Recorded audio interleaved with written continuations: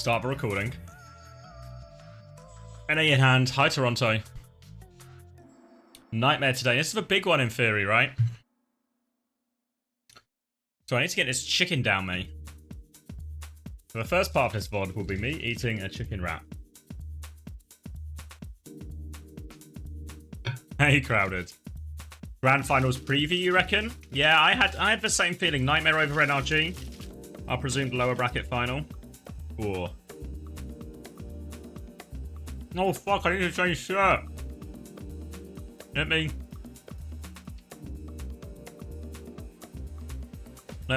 demolish this wrap quickly. And then I'll grab my Toronto shirt.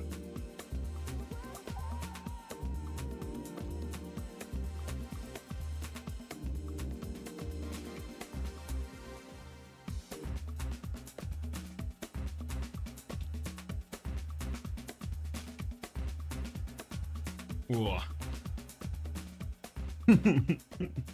Oh, I'm kind of like full, but I need to finish it. Exodial is farming on the Cassidy. How does Sparky just kill two in the back? That is how you make a statement. Kemp is that much more aggressive. That's a beautiful blade. Absolutely picturesque. You just can't get enough of Rocky. There's the pin. Nice run hard, yeah. Zen not gonna try and play that anymore. Ooh, that is a sick shot. Oh my god. That is clean from Merritt. Now there's no winner higher, Sugar Free with a stick. Kai dead. Crazy Raccoon versus Team Falcons. Lip just throwing clips. They want overtime and they get it. This whole hog's pretty devastating when you're up in the corner. It is delectable. This might just be enough. And Crazy Raccoons have done it.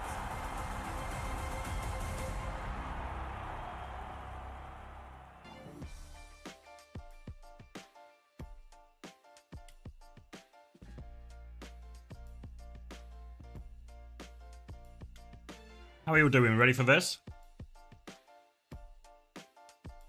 Oh. Oh no. Oh no. I've lost chicken, I've lost a tomato. I'm having a fucking mare, honestly. Shout out to all the people who are going to watch. Booze up this YouTube video to watch me fail at eating a fucking wrap.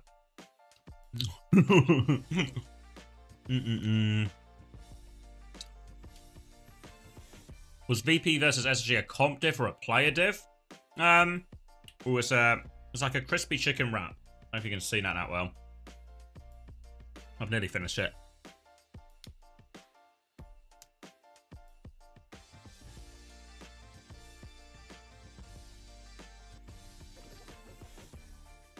Guys, you can't time out Toronto, they're bulletproof.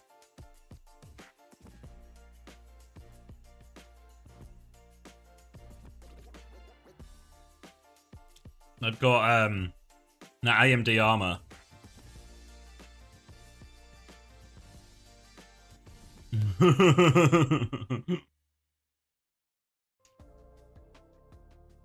Sorry, Crowded. I'll get to it. I'll get to it. I'm honestly honestly really locked into this chicken wrap right now.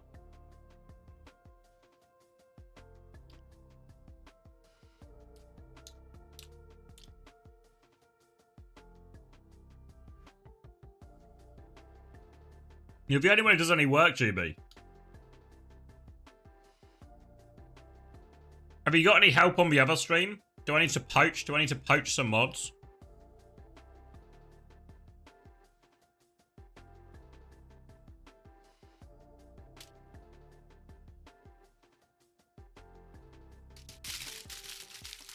Which team's better? Which team's better than Doobie?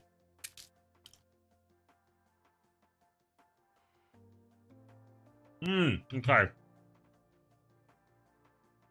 Wrap in the bag, I'm changing my shirt. And I promise I'll actually answer these questions. 2 seconds, new shirt, new shirt.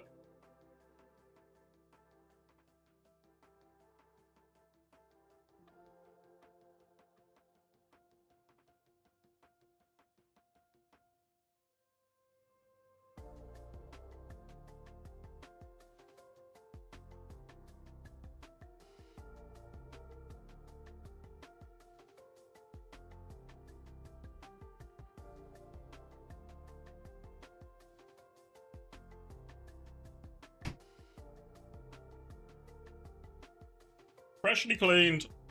We're back. Oh. Oh. So, right into the Diva. I don't think it's that good. Maybe it's alright, but the problem is it's often on maps with a lot of good high ground and stuff as well, so the ride runs into other architecture-based problems. Where am I going? I'm scrolling up. I'm scrolling up. I'm scrolling up. I'm scrolling up. I'm scrolling up. Maybe I've missed the questions now. I can't find them. Ask me again. I'll 100% not get distracted by a chicken wrap this time. It's so unlikely. What difference does the official co-streamer make? We get the host afterwards. So on Saturday, I'm just going to get it tonight. We get the official host from the end of a broadcast.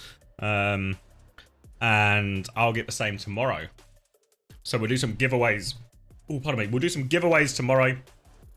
Some codes for in-game items. If you like in-game items, if you actually play Overwatch, which I don't know if there's anyone here who plays Overwatch, might be the sort of thing you're interested in.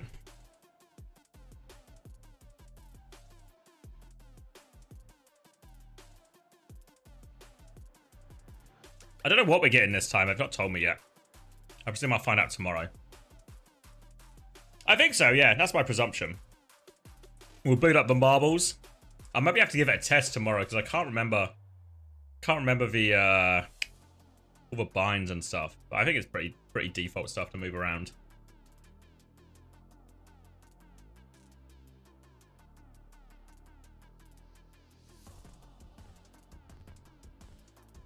Are you going straight through to Korea? Now, I'll probably nap. I'll probably nap out of principal. What my plan is actually is we'll nap at a principal. But what I'll do is I'll air some exclusive uncoachable Q&As. If you're a Patreon member, you will have already seen them. But if you're not a Patreon member, you'll get a little preview. So I've downloaded a few. So I'll give us a little like exclusive playlist for all of our American friends and anyone who's up early enough. In EMEA. And then I'll wake up for Korea and we can lock back in.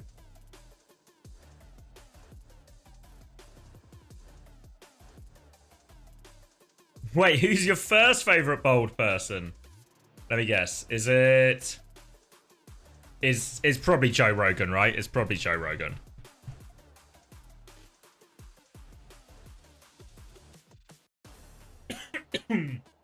Oh.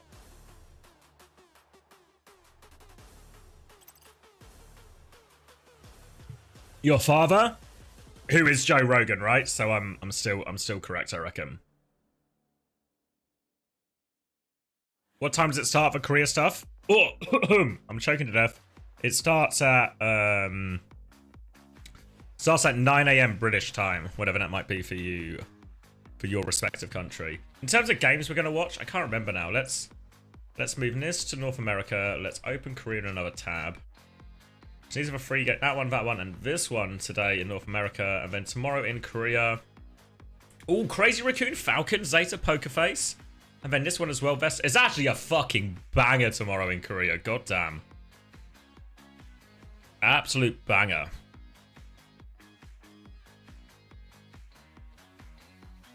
Have you given up on the player ratings?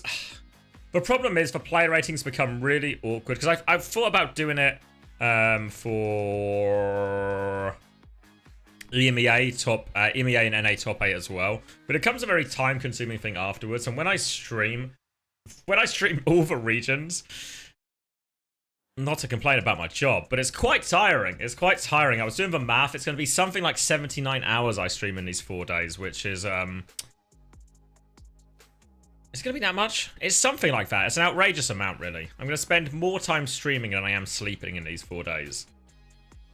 Which seems... But what it means is my ability to maybe focus on everything and provide these things is high. With Pacific, so I did the math. You sure that math is not like... Math is... Let me minimize this so we don't miss anything. So maybe we're going to Busan soon. So if I do Korea, and that's like 6 6 hours each time, and I do that 3 times, so that's 8. What a shit pen. Oh, we're not going to have time to do the math. 18. And then... Hold on, Toronto, we're doing the math. And then we did Pacific, which was 5 hours. Then NA and... What is it, like 5 hours each? 6 hours each? So it's like 12 times 3. No, 12 times 4.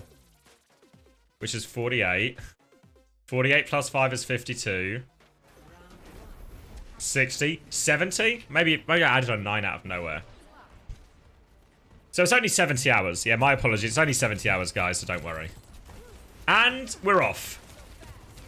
Are you back? Am I rejoined by my faithful Australian? Or maybe not. Alright, I'll lock him then. Seems like Merit has done an awful amount of shooting. And Admiral is going to take a short trip off a big ledge.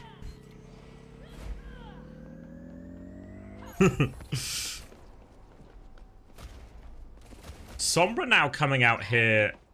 Okay. So they're just going to go like a sort of all-in dive composition, see if they can get themselves a top of RuPaul, a top of Vega, punish some of this split position. But look how far away Merit and Vega are. They're just going to be shooting this entire time. Someone's going to hold for space as best he can. They've bled out a lot of resources, and look, it's Sugar-Free in the back.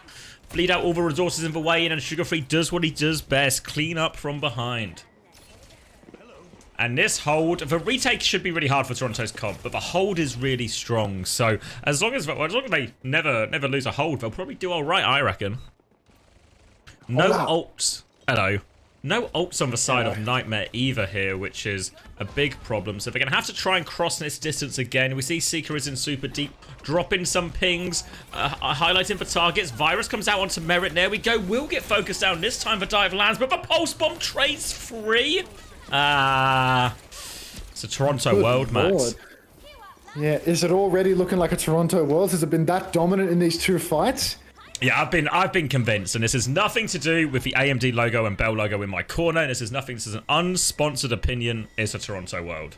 It's a good thing that you're not a sponsored streamer for the Toronto Defiant with a massive bias. I'm angling to definitely not be a sponsored streamer for Nightmare, so I also don't have a bias in this area.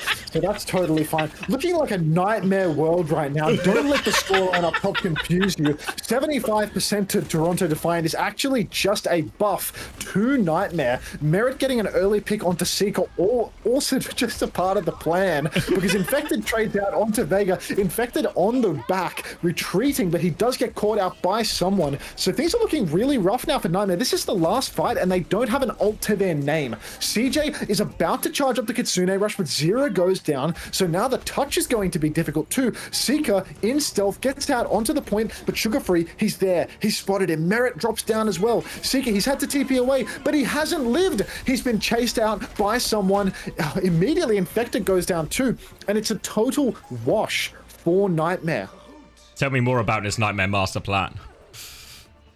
Well, you see, the best thing about Nightmare's plan is that after they go down on the first Koth, 0 to 100, they go to another map where the angles are hopefully not as wide. And now they've gotten a read on where they... Okay, they've lined up on the widest map on the map. Unfortunately for Nightmare, they are going up against the Toronto Defiant, which is the roster that has the strongest double flex lineup possible in North America. Vega actually opting to start out on the Brigitte. I'm a little bit surprised by this because I was kind of expecting to see him pull out the Illari. But I suppose now that he's seen Nightmare's approach, seen that they're going for this Sombra Tracer off rip, Vega, he doesn't want the smoke. He doesn't want to go Illari and then risk being dived by Sombra Tracer Ball. So he's going to start out on the Brig, and Toronto, they've got this very defensive comp. You can see the backline core, Vega, RuPaul, Merit. They're going to be playing relatively tight together, and they're going to try and avoid these dives. Infected onto the ball as well, so it's all about whether they can get the setup and the kill here. Obviously, if they can get punished by sleep, they can do a lot to deny the ball as well. So all about Seeker getting into position and finding that time. And even with the Sombra changes, this kind of comp matchup, you're going to be playing Sombra kind of like you always would historically. Seeker playing on the Mega. Oh, gets met up with Zero there. They take down RuPaul. They lose Seeker for it, but probably okay with that trade overall as they have all the space. And oh no, Merit catches CJ on the way out. And this is the bit that's been unraveling Nightmare so far, is they get in, they maybe even find some kills, but always Sugar-Free merits someone. They're trading so many kills in response. Nightmare can never get a foothold on any of these points. Yeah, I mean, it's just so difficult to find a dive versus the Toronto Defiant backline. Their core is so good, and then as soon as they get a kill, it's just all over for Nightmare. The momentum stops. Merit is always creeping out onto these wide angles. If he is dived, someone is ready to trade, but someone has actually gone down early in the fight. Seeker getting an early pick onto him, and this is exactly what Nightmare needed. A pick, and then some time to rest, some time to recover, so no trade potential for Toronto. We can see now Nightmare, they're bunkering on the point. They're trying to get this cap, but they need to be quick about it because someone's about to get back into the fight. Now the point is getting anchored once again by someone. It looks like they're trying to move it towards the backline. Seeker is in position. Can the rest of Nightmare connect? They're close to their support ops, but they're going to go before it. Pulse Bomb is good, though, from Sugar-Free on the backside. Takes down CJ. Meanwhile, the backline from Toronto, the backline's hold strong. They lose Merit, but a 1-for-1 trade means they get to stay in control of this one, and someone will just regroup, and Nightmare have to go back to the drawing board. But at least this round, seems like they might get some of these ults online. Yeah, I mean, the fact that Nightmare were unable to close out that fight, that they decided to go for the approach of bunkering down on objective rather than closing things out, rather than getting more trades, a disaster that they were unable to get the flip. Really nice ping pong from Sugar-Free to juggle the cap there. And now a huge ult turn coming up for Nightmare, but you will see Seeker, he still doesn't have that EMP. Comes in with the manual hack onto Rupop, but Vega is there. A wonderful pulse coming out from Zera, and there we go. The backline of Toronto has melted, but the fight is dead even. Sugar-Free has traded out 2 picks to 2, and now Merit is dueling Zera. The Bob and Merit simultaneously pinning poor Zera to the corner, and then someone takes out CJ. A fight that looked like it could be going Nightmare's way. The first 2 picks, it's now turning around and becoming Toronto Defiant's wheelhouse yet again. Seeker primaled in Spawn, and that's going to be what is essentially, is that a 200-0? No EMPs for no EMP. Young Seeker? Oh, not a single EMP. Sombra. It's me on Sombra. And you can see the idea. Obviously, Nightmare know what comp to expect for expecting some of this double flex support, and they got the right read. And in theory, at Mecha Base, if that first fight, if you can get the hold on Mecha Base, it should have been okay, but they never actually got that situation. Complete dominance from Toronto, and as much as I think Nightmare are getting a lot of credit for a lot of the signings they made, how strong they've looked off Esports World Cup performance, and the additions they've made since then, Toronto are really just on a whole nother level right now. Yeah, I mean, look, Toronto, especially the fact that they've been able to go to Busan as the first map, that really plays into their ultimate strength. When Merit can play the hit scan, when they can play these Arna Brig matchups, that is when Toronto at their absolute peak.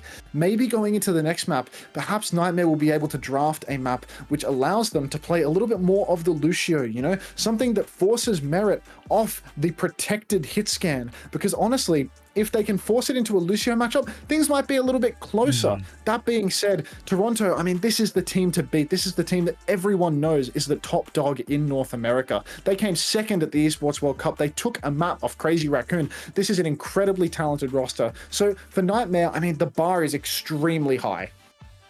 Yeah, a big way to come back up. I think the thing is now, if you're Nightmare as well, you always talk about this if you're the underdog team or the team that's struggling.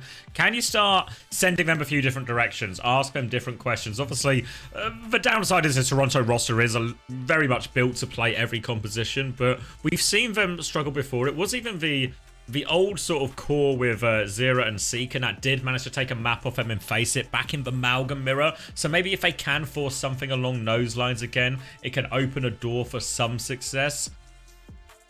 But it's a tall ask. It's a tall ask.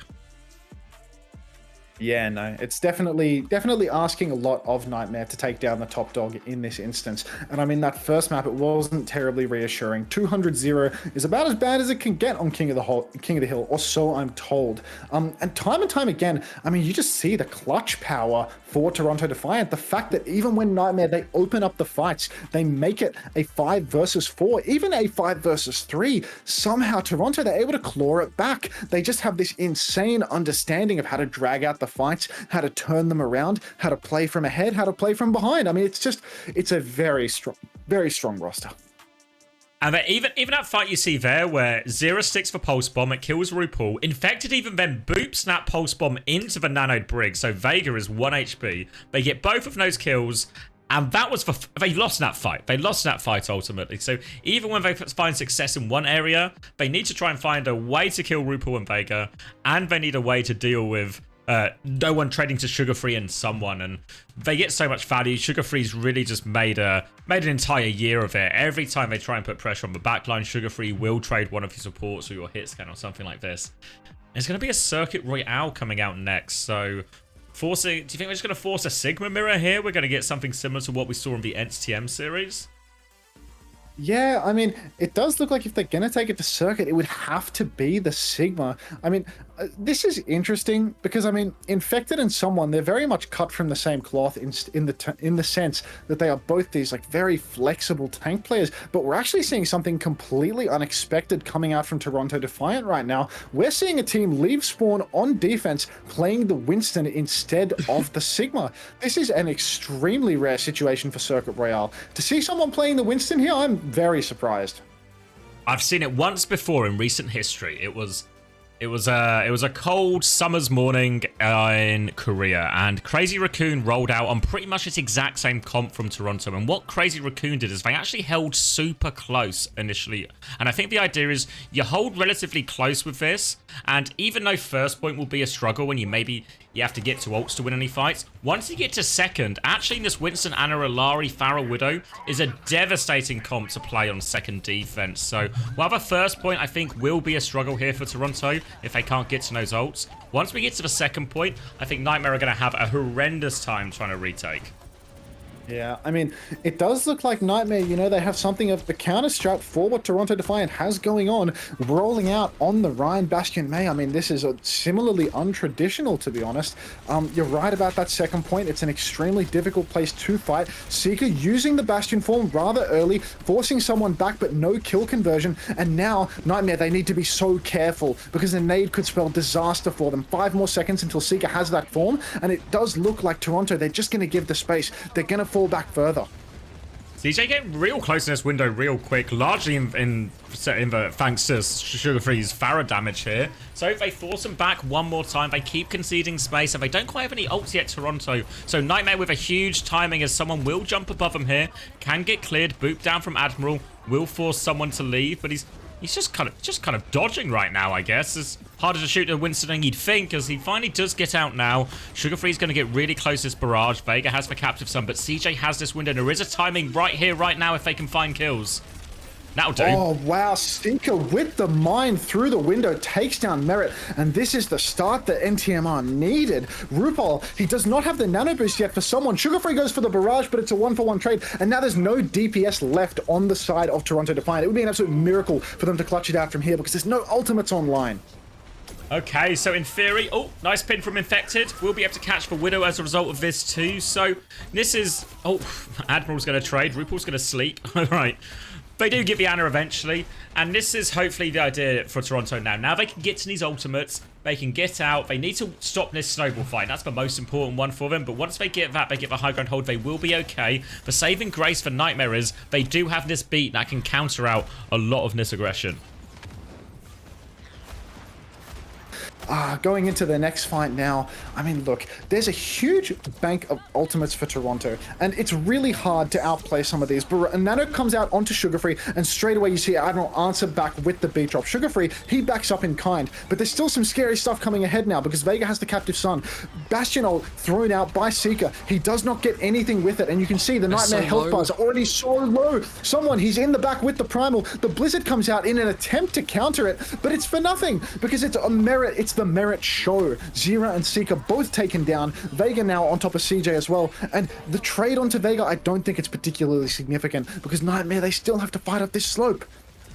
And now all of the ults that Toronto can possibly have, the Captive Sun, the Primal, the Barrage, the Bob, all of them so brutal if you're trying to rotate here. I think if I think you actually want a sim. This isn't just the London coach talking to me. I think you actually need a sim here in this situation. They're going to rotate up the first one. To be fair, they have to wait for this Captive Sun to come back to spawn, but here it is. Vega is back. Does catch, I think, just one. Forces the ice block out, but they kill Admiral in the dive, and it's actually only a 1-for-1 trade. 2 for 2 now, as someone and Seeker have both gone down. Merit is wide on the flank, and Sugar Free does have that barrage, so you've got to be very careful on the side of Nightmare. They're stuck inside. They're all so low, just trying to weather the storm. But now it's a 3v3 with a Farah that has barrage on your head. Sugar Free goes in for it. It's a 1-for-1 trade again, but CJ going down. It's bad news for Infected. It's going to be really difficult for him to sustain himself. That being said, a wonderful wall from Zero catches out Merit. The Bob is shooting everybody in the back. RuPaul catches a massive purple, but it is looking like NTMR, they are going to be the ones to be the victors here, because they're ahead on numbers. Oh my god, Seeker hit a shot. Seeker, you just need to kill the Solari. Okay, now that Vega has gone down, NTMR, they are the victors of this trade. Massive ultimate investment for Toronto, the Barrage, the Bob, the Captive Sun, and Nightmare. They have a lot in the tank for this next fight. Look up top, we're going to see Shatter, Beat, Mail, even the Bastion all coming up soon. So they're in a really good position, but we need to be careful because Nano Winston, Nano Farah, this is still a scary combo. Admiral has the beat drop now. Shatter comes out, Beat comes out too, and it's looking like Nightmare are going to be able to take this one. Up 3 in the fight. Infected pins in onto RuPaul's head just for a quick little dirt nap, but that's no issue at all because they are going to cap this with a healthy time bank. Works out for him as well. All the ults coming up at the right time in Toronto. Those trades ultimately not enough. Ended up wasting a few of those ults really. And we're going to see someone swapping onto the Ramatra now. RuPaul's staying on the Ana, it seems. So Ana, Lucio, Ramatra, Ash, Farah, not something we see all that much, but pretty adept at dealing with a Rhine comp like Nightmares here. But Nightmares still have plenty of ults to keep forcing this cart and pushing this objective forward. And here's one of them. Yeah, we're seeing the Bastion ult now coming out from Seeker, not quite able to cut off someone. Looks like someone was able to run away from that one. No way. He pops in from Infected. He actually catches Vega late with the final mine there, and he's gotten RuPaul extremely low up on the high ground. So the players in main for Toronto Defiant are actually not receiving any healing right now. RuPaul has rotated back to the final high ground, so now Toronto can rest easy and play for this final corner once again. We'll see Vega has also made the swap over to the Zenyatta. That's a wise choice. We saw Nightmare trying to boost Seeker through the window there off the top of the cart, but something has gone wrong. Maybe Sugar Free's Conker's done it, but either way, Seeker is not on that high ground, and that is really rough for them. They needed that rotation. Now they have to go the much slower route, walking all the way up, and the element of surprise is gone. They are being matched by Toronto up on the high ground. Infected catches the Bob, a quick counter window from CJ that should kill the Bob, that should keep Infected healthy, and now Merit has also gone down to Seeker. So Nightmare once again in pole position right now. They need to keep an eye on Sugar Free though, because he's slithering around behind with a barrage. They've caught him. Admiral's anti though, only a sliver of HP. It looks like he's going to make it. We have Nano Barrage coming back for Toronto Defiant. If someone can weather the storm, this is going to be a really dangerous combo. Nobody for Nightmare pushing the cart right now. Seeker commits the form inside the left-hand room. Blizzard comes out onto someone. Barrage though, the Nano Barrage is enormous, and there's just nothing to stop it. It's such a deadly combo. And it bails them out of that situation. Nightmare were knocking on the door, but they get that ult combo just when they need it. And now Nightmare will have the beat coming into this next fight, but they're going to have to wait for CJ to take a very long stagger here. Brutal stagger onto CJ as well, maybe costing them one additional fight here on the 3rd point. But Zira actually gets a nice opening pick onto Sugar Free. That's going to embolden Nightmare. They're going to be able to wander forward. Now, an even better wall catching off someone means that someone has had to burn his form really early. So this could give Nightmare an opening. This could give them a little bit of space to retake the high ground without much of a fight. You can see someone, he's rotating from the low ground. He's actually missing the rotation. Nightmare, they've gotten the cross off for free. Infected now on the close corner with a full shield. This is a really big deal. Nightmare, again, they have an opportunity. You can see Vega is very far away as well, so it's difficult to close the gap on him, but also difficult for him to get much value with the Transcendence if a fight breaks out in the front line. Admiral going down to just absolutely nothing though. Just spam from Sugar Free taking down Admiral, and this is not what the Nightmare heads want to be seeing right now. This is the last fight. We need to see ultimate investment. Annihilation comes out from someone. Window traded by CJ. Bastion ultimate coming out for Seeker. Will he catch Vega's Transcendence? I think he will. He's about to drop it. RuPaul in a lot of trouble, but he does survive the combo. So lots of ultimates thrown in for Nightmare. Beat drop as well. That's their final chip. Only Admiral had an ultimate. Infected actually does have the shatter, but he whiffs, and it is not looking good for Nightmare anymore. A massive purple from RuPaul is probably all but going to seal the deal. And they stabilize in the end, but probably longer than they wanted. I don't think that second hold looks anything like they envisioned. And honestly, if I'm Nightmare, I'm not too unhappy with this. A chance to hold here. Interesting, of course, if Nightmare choose to do the same thing and we see some sort of like min-maxing, get free fights on defense, because now they go over to the defense. They didn't complete the map, but they've got time to work with. So if they can lose slow enough, they can maybe put themselves in a good enough situation by the time they get to third to actually have a chance here. And maybe on the side of Toronto, on attack, do you think it can work on attack, the same type of comp, or will we have to see something a little bit more standard? I mean, I'm not really sure about. I think Toronto's comp, it probably does rely on the ability to just give space again and again and again. On the offense, I mean, you can just play slow, charge your ults that way, but I mean, it does look like they are just going to roll out on the Sigma comp. They're just going to play a total standard here. And maybe the standard works in the favor for NTMR. Maybe the fact that there are squishy targets to catch could be a thing, but I mean, with Infected on the Sigma, I'm not too confident, to be honest. I feel like to make this work, you do need the Rhine. You need that repositioning shield. You need that pin to actually catch out the Sigma. And now with this matchup, I mean, it feels like, I mean, Nightmare, they're just playing something off the mainstream, because if they play the meta pick here, they are just going to lose that standard matchup.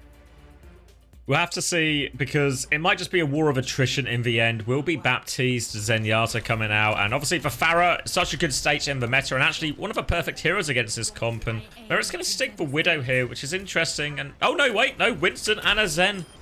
They're going for it, and they kill Seeker immediately, so that started about as well as you could possibly hope if you're Toronto. Yeah, no, that's a brutal one. Seeker going down so early there, not what we like to see at all. Seeker actually making the swap over to Sombra, then back to Bastion. I guess that was a Sombra TP in spawn type situation, just to get closer to the door. But a quick fight win for Toronto Defiant. Things are looking pretty rough for Nightmare now. Needing to hold the fort, making swaps again. They have gone back to the Rhine. Someone going back to spawn and making the swap over to the Ramatra straight away, knowing that that matches up better than the Sigma in this situation. So everyone playing musical heroes right now. Ramatra the most durable as well against this May Bastion, which is so much damage. But RuPaul was hiding for a nade. It forces the lamp immediately. RuPaul will D-peek. He is super committed here. So here comes Admiral, but RuPaul hits the sleep. It was a reasonable play from Admiral, but RuPaul was ready for it. Nails that sleep. And now RuPaul still has this off angle. No speed for Infected. Leaves him stranded. Wall to keep himself alive here, Zera, but I don't think he's getting out. And Toronto have the answer to everything right now. Yeah, no, the Toronto-sponsored streamer singing their praises. Unbelievable sleep from RuPaul there. 60 HP and a dream and a sleep dart and a nade. Just taking down poor Admiral as he wall rides into the room. And I mean, that really sets the tone of this match, you know? If you take a 1 versus 1 versus a player on Toronto Defiant, there's a reasonable chance you know how it's going to end up. They are the top team in the region. Now Transcendent's coming back for Vega. Nano shortly to follow, and that barrage timing as well. We've seen it be devastating before here.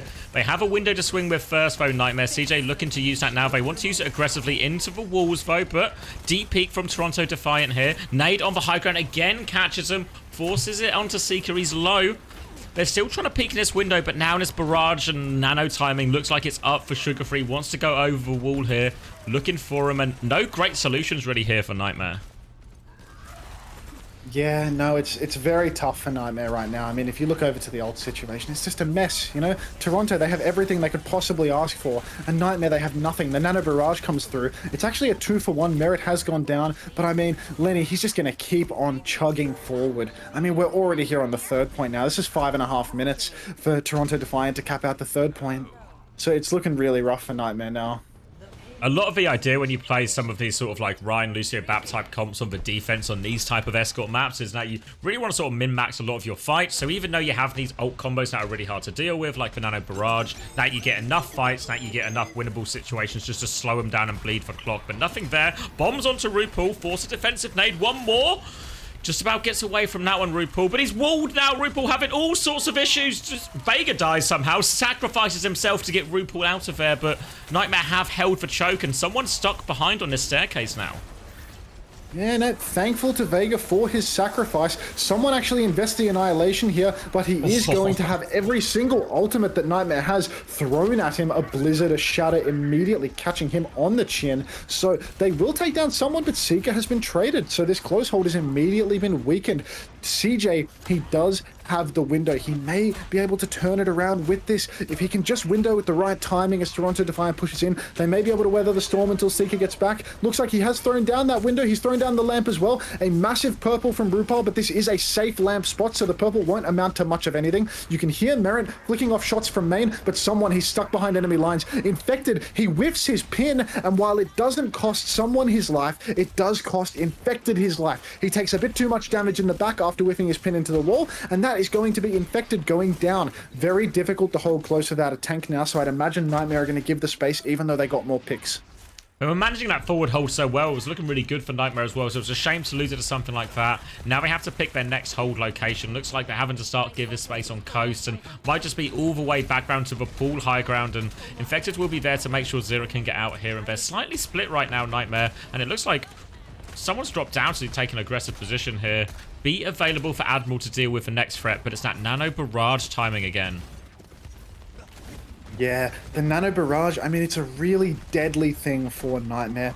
Beat is perhaps the only reliable counter to it, and I use reliable pretty loosely there, because in the time it takes to get a beat drop off, half of your team tends to wind up being dead. It can happen. We've seen it happen in this very series. A lot of pressure on them now. We're going to see RuPaul rotate onto coast here.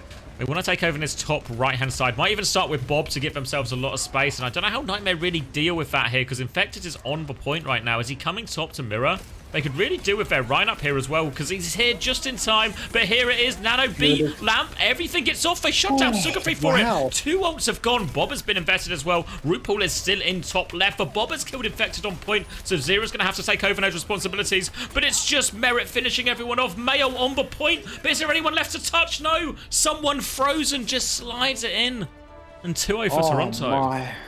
I really thought that Nightmare had that final fight after that perfect beat drop from Admiral, layering of the lamp and the beat into Seeker's Bastion form to take down Sugarfree. I really thought that they were going to have that one, be able to close it out. But unfortunately, the clutch potential from Toronto, it's so high. Even without their Pharah, they managed to trade it out. They managed to take everyone down. And you could see Nightmare, they were thinking about holding on to their ults. They had the Blizzard, CJ had the window, but nobody wanted to invest. They wanted to play for their respawn advantage. They just didn't have the margin for it. Doesn't work out from in the end, and I do appreciate it as much as Nightmare are struggling in this series, as most teams tend to do against Toronto. They're trying different things, they're asking different questions. Unfortunately, so far Toronto have had a pretty good answer to all of them so far. We'll see where they choose to go next. Circuit may be one of the maps most adept at playing this sort of version of a comp. Don't know where else you could just maybe just go to like a not a Shambali, but maybe even just like a New Junk City or something and force very much a brawl type mirror, right? A very hard map, I think, for even Toronto to try and play dive on, especially the double flex can be very tricky on that one. So all of a sudden, if they can get maybe just like a Malga mirror or some kind of Ramvi Malga setup, maybe that might ultimately be the next test they try and throw Toronto's way. Yeah, I think that's their only option at this point. They need to get Toronto off the slow comps. They've played 2 maps in a row where the slow comps are just far too viable for Toronto, so I think they need a complete change of pace. That being said, I got a little bit of slop to perform, so I'll see you on the other side of that slop. While he's slopping, we can lock in. Just had a random thought. What was up with Pelican at the moment? He's just a free agent, really. Just a free agent. Love me Toronto, love me Bell, love AMD. Same, really. 1-1 is not 1-1. You're being tricked. You're being tricked, Vamps. Pelican is coaching Old Ocean. Of course, he's got the big game tomorrow, hasn't he? Big game tomorrow against Vesta Crew, if anyone will be. It's actually the last game of the day, I think, so very reasonable to be up for that one, even if you're American. So he's got the big lower bracket elimination game. Playing not to be the first team eliminated. Not to be the first team eliminated from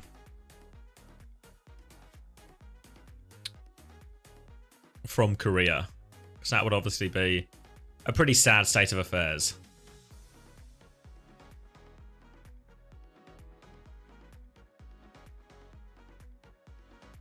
Hold on, let me just check a few things. All right. All right.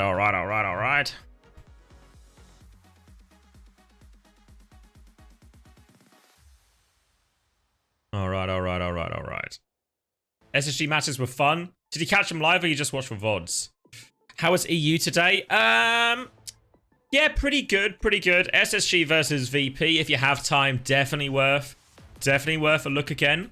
ENTS versus TM, not really. It's actually very dominant from ENTS. Then the lower bracket, it really wasn't a very good game, but SSG stumbling on the dive mirror on Dorado was obviously maybe something that must be watched or must be witnessed to believe. They did dominate the rest of the series to SSG's credit, but certainly feels like they have a problem there, yeah. And unfortunately, this will only encourage the London on dive memes. They will not escape them.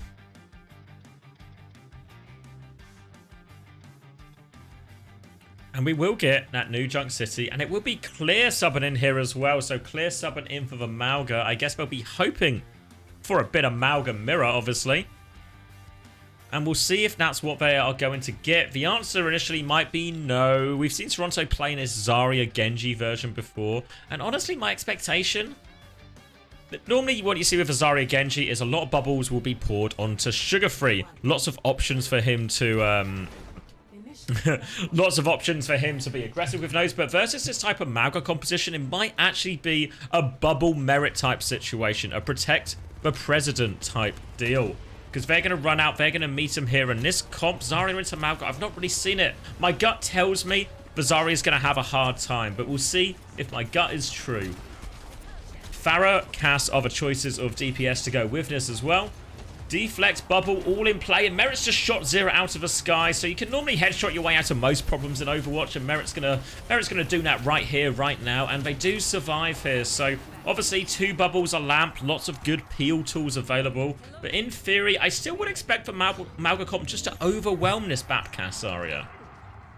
Yeah, I mean, seeing them go to this map, I mean, at least they've changed the pace a little bit. But again, Toronto, we've seen them play this Zarya, and it has looked really, really good in their hands. The ability to bubble both of these superstar DPS players on the side of Toronto Defiant, it really can't be understated. This is something that we see Crazy Raccoon do as well, where they are so confident that their DPS have the power to just get these conversions that they just throw in a Zarya and allow them to melt. You see here, Clear comes out on the Malga, but is unable to leech and dies through their shout turn, and it's just looking like absolute domination for Toronto.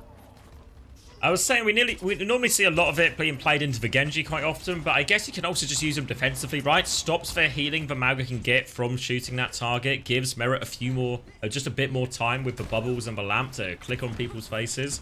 We've thrown the Mei into this as well, and an early window comes out here, just trying to catch anyone. Sugar Free's going to get bubbled in, looking to drop the blade now. There goes Seeker. Lamp doesn't really save him, kills the Lamp anyway for good measure. Sugar Free cleans up 2 of the key targets. Meanwhile, someone just beaming. They trade for backline in all of this. They're going to try and flip the point for wall off, but there's 3 people coming, and Zero has an impossible task ahead of him. Toronto taking the first round.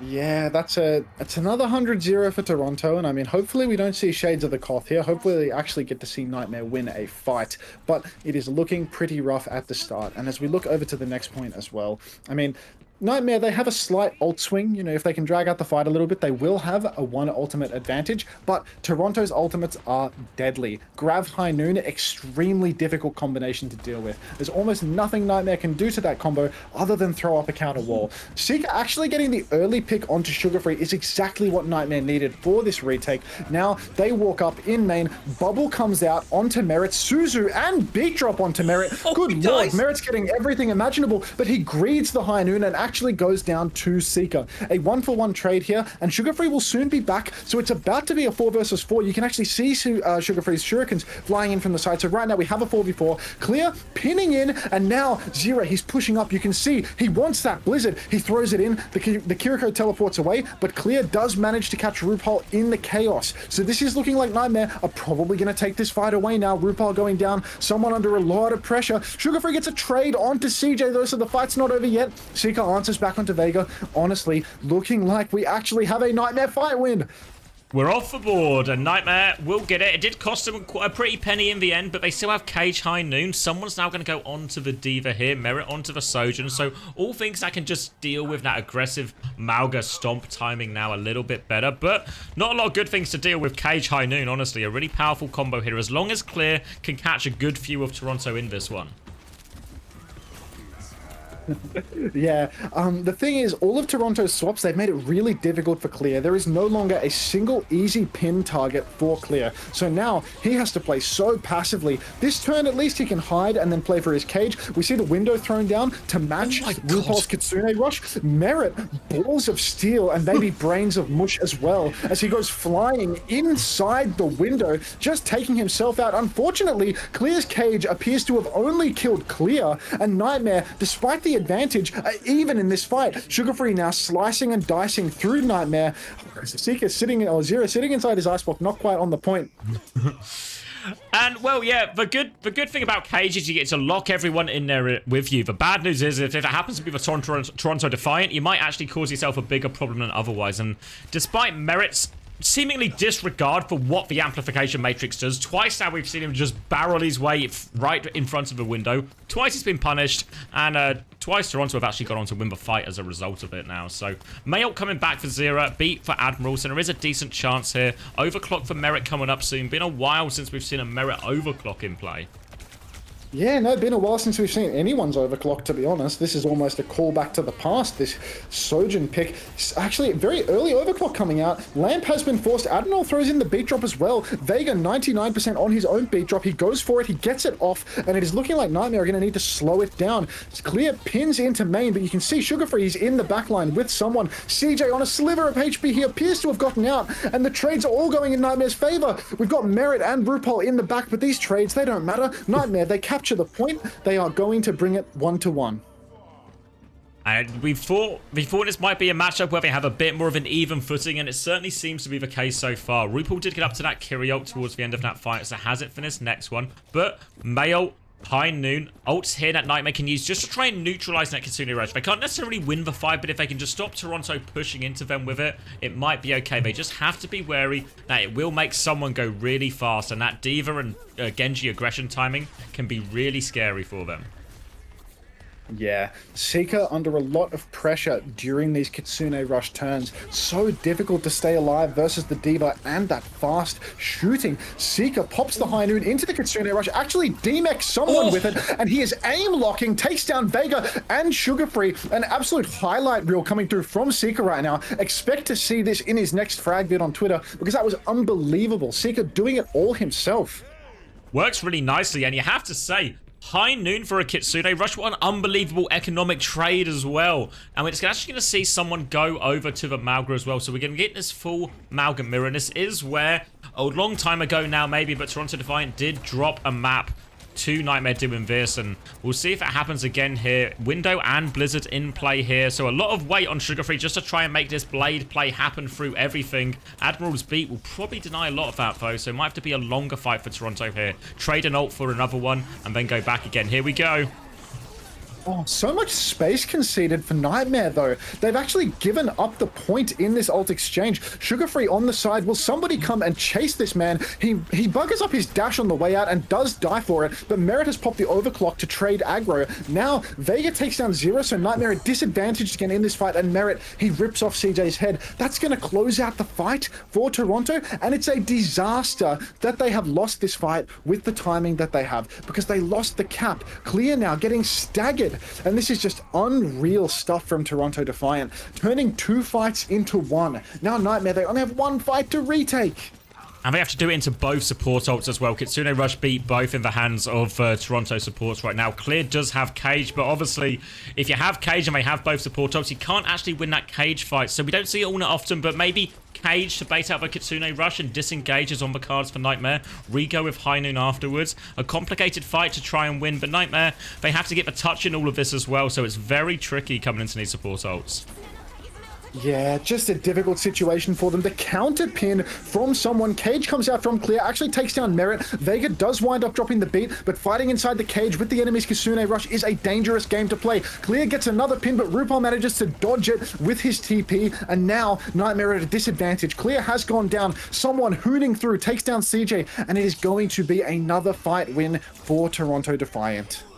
They put themselves now 1 round away from seeding this series 3-0 Toronto, and they have the cage for this next fight here. But the shoes now on the other foot a little bit. They do have the cage here, and maybe they can get a blade just in time to go with it. But Nightmare, they're coming up to the beat, the window, the blade, they're hiding off their own. They've got loads of ults to actually win the fight in cage here if they want to. They just need to be careful not to get their entire team trapped in it as we move over to point D.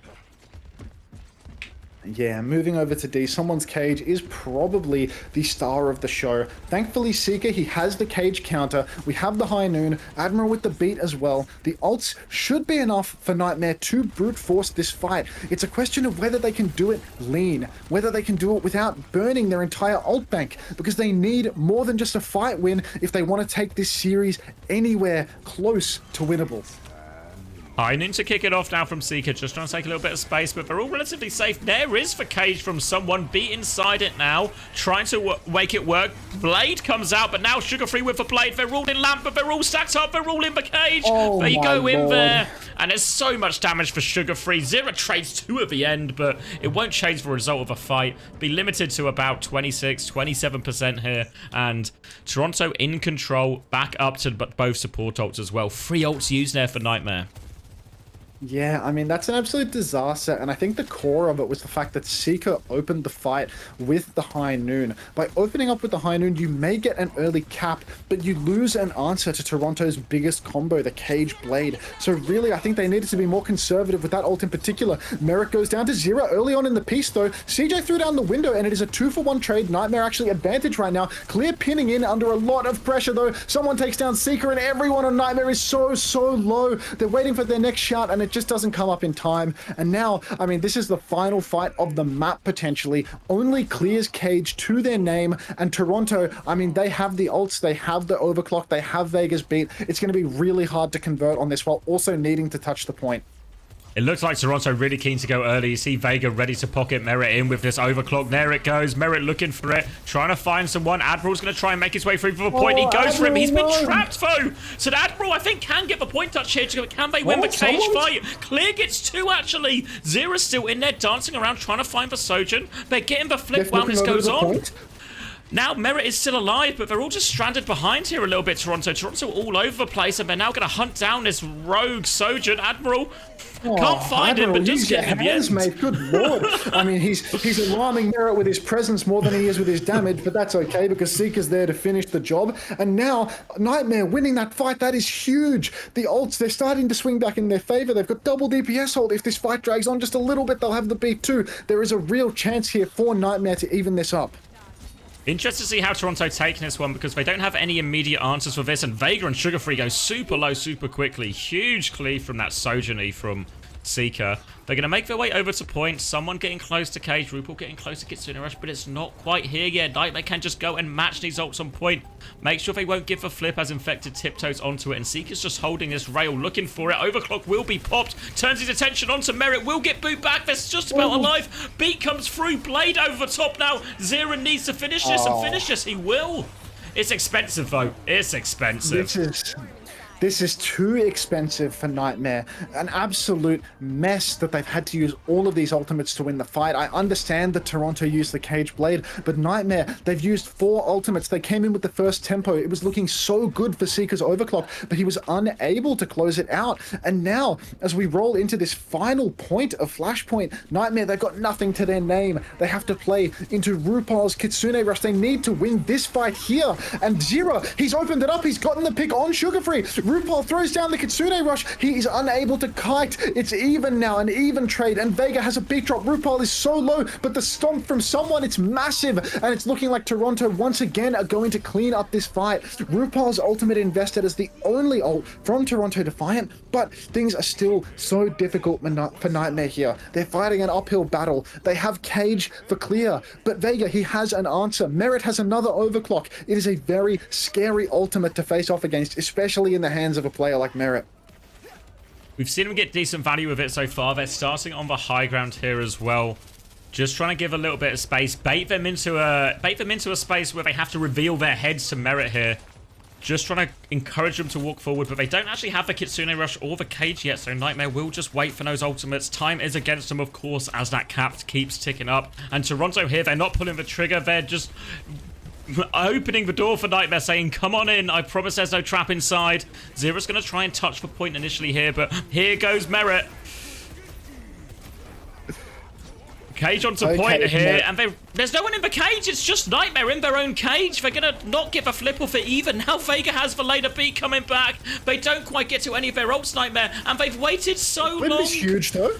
Kitsune Rush. Look, even though Clear hasn't managed to get anything with the Cage, even though this Kitsune Rush hasn't netted them any kills, Toronto, they don't have anything to spare just yet. The beat invested from Admiral as well, but the fact that they flipped the point is huge, because there's only going to be one more fight on this point. Nightmare, they're going to have double DPS ult for the final fight. Sugarfree actually being staggered to ensure that this is the final fight, and honestly, there is a real chance here for Nightmare. Not ideal that Nightmare had to spend 3 there for the retake, but the fact that they've done it, I mean, now they actually have a fighting chance. I think if they really want to have the best shot here, they need to do something aggressively. I think if they play the slow default game, they're just going to lose to the ult layering of Toronto Defiant. They need to recognize the deficit, and they need to do something special. Can we get eyes on Seeker or Zero right now? I need to see the DPS of Nightmare. They are the ones that are in a position to carry this game. The point force is coming through from Toronto Defiant. They're playing to the advantage, to the fact that they have the Cage, and we can see Nightmare playing up on the high ground. Here comes the Cage.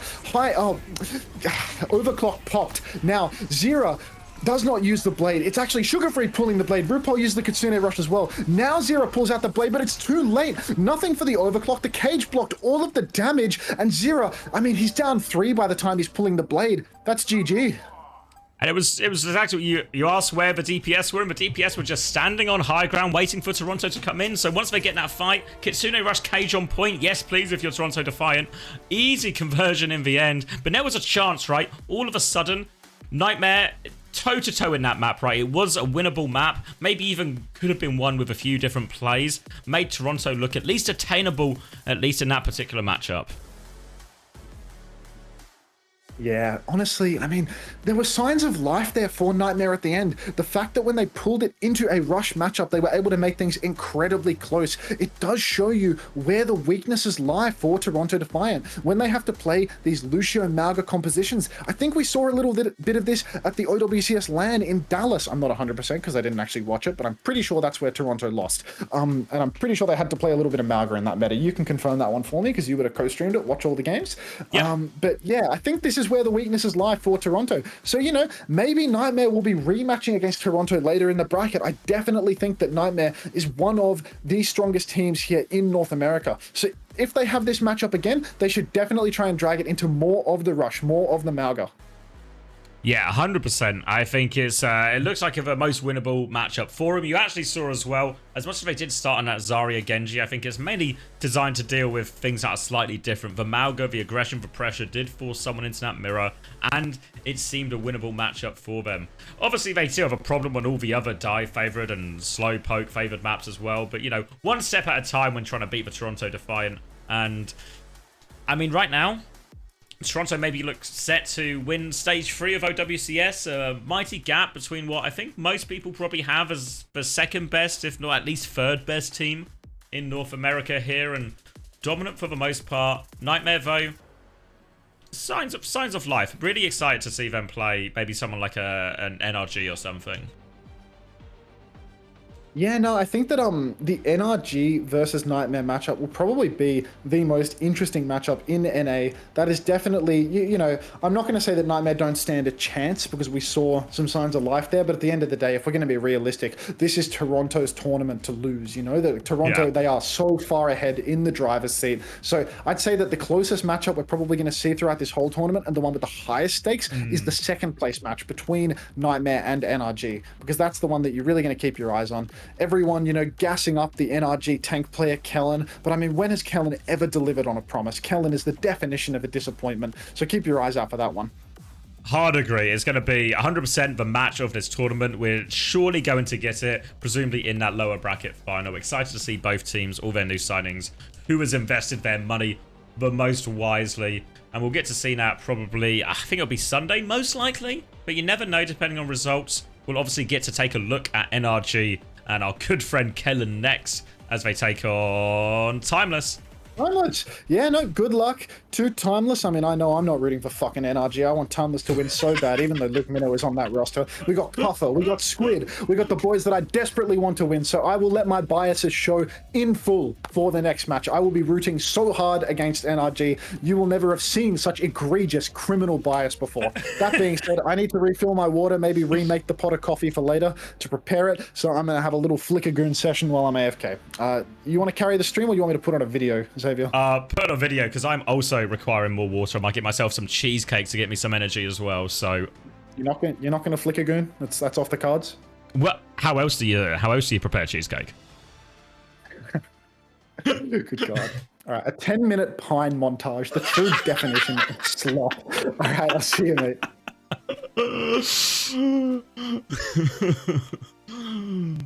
All right, he's done it. He's made me excited for the series. Should we do some... Okay, so let me drop an advert. I'll leave you with these. The Preds are up for the next game. NRG versus Timeless. NRG should still be heavy favourites. We get to see a lot of the new NRG roster in play. Don't expect to see that much attack, but do expect to see a whole lot of Kellen. So, until we'll be rooting for these boys, it'll be an uphill battle. We'll see if they can climb that hill. But until then, I need some water and a cheesecake. Come on. It's Friday. So I'll be right back.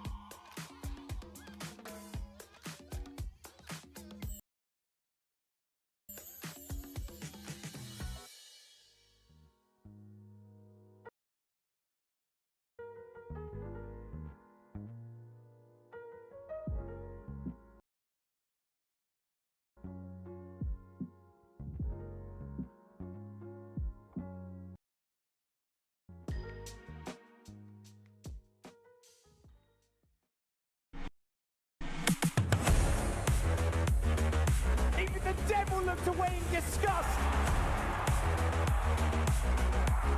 I'm sorry, what just happened? Steve, look at the health bar. Just trickling down. They're running out of time. Beautiful boot from Junbin. Oh my word. Oh, they're making the hog work. Look at that shoe coming in with the nano 2. This might just be enough.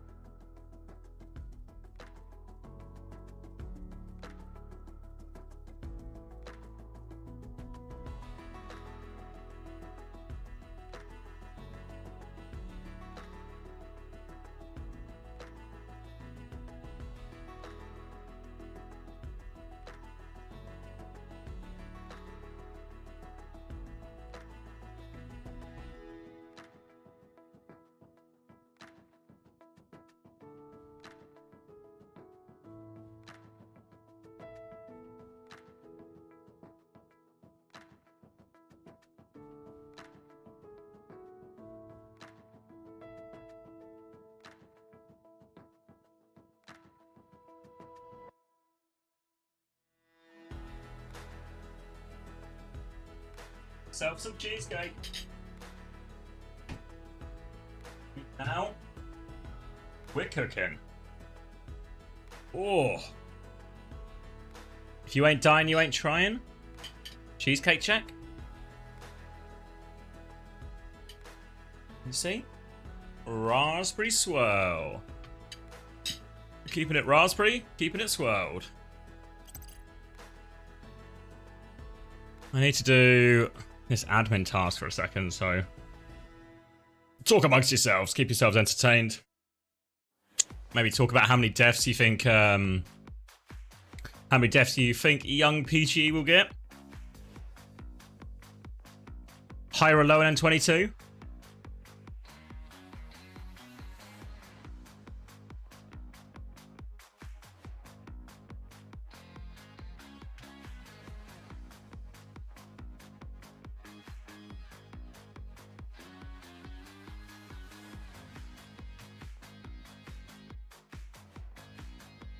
Zero, he's not in.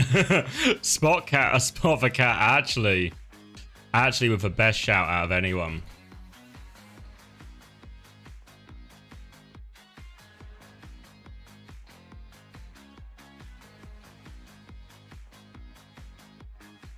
Oh, let's indulge in this cheesecake. You've got an over for deaths on PGE.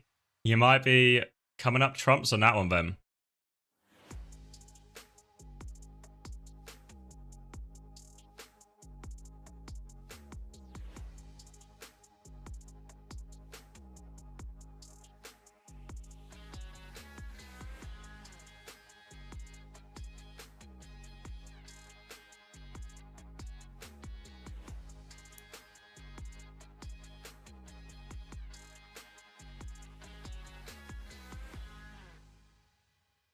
I think, honestly, NRG might just roll it, you know? That's the way inclined I am right now. An NRG roll as we go into Lijiang Tower, which means I probably don't have a huge amount of time to eat this cheesecake, and I should stop dawdling. Mmm.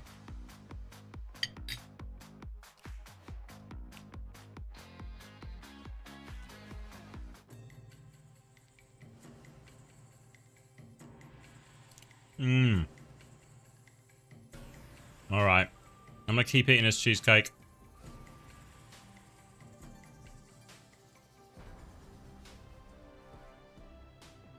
And Unter will come. Unter will come sort it out. Don't you worry.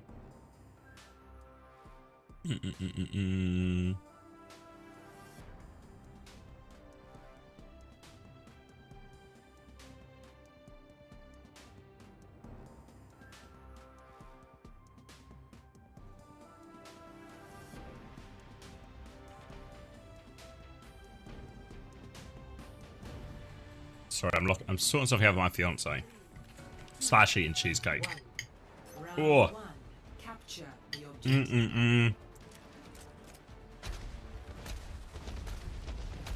Alright. Nice mods. We have it closed.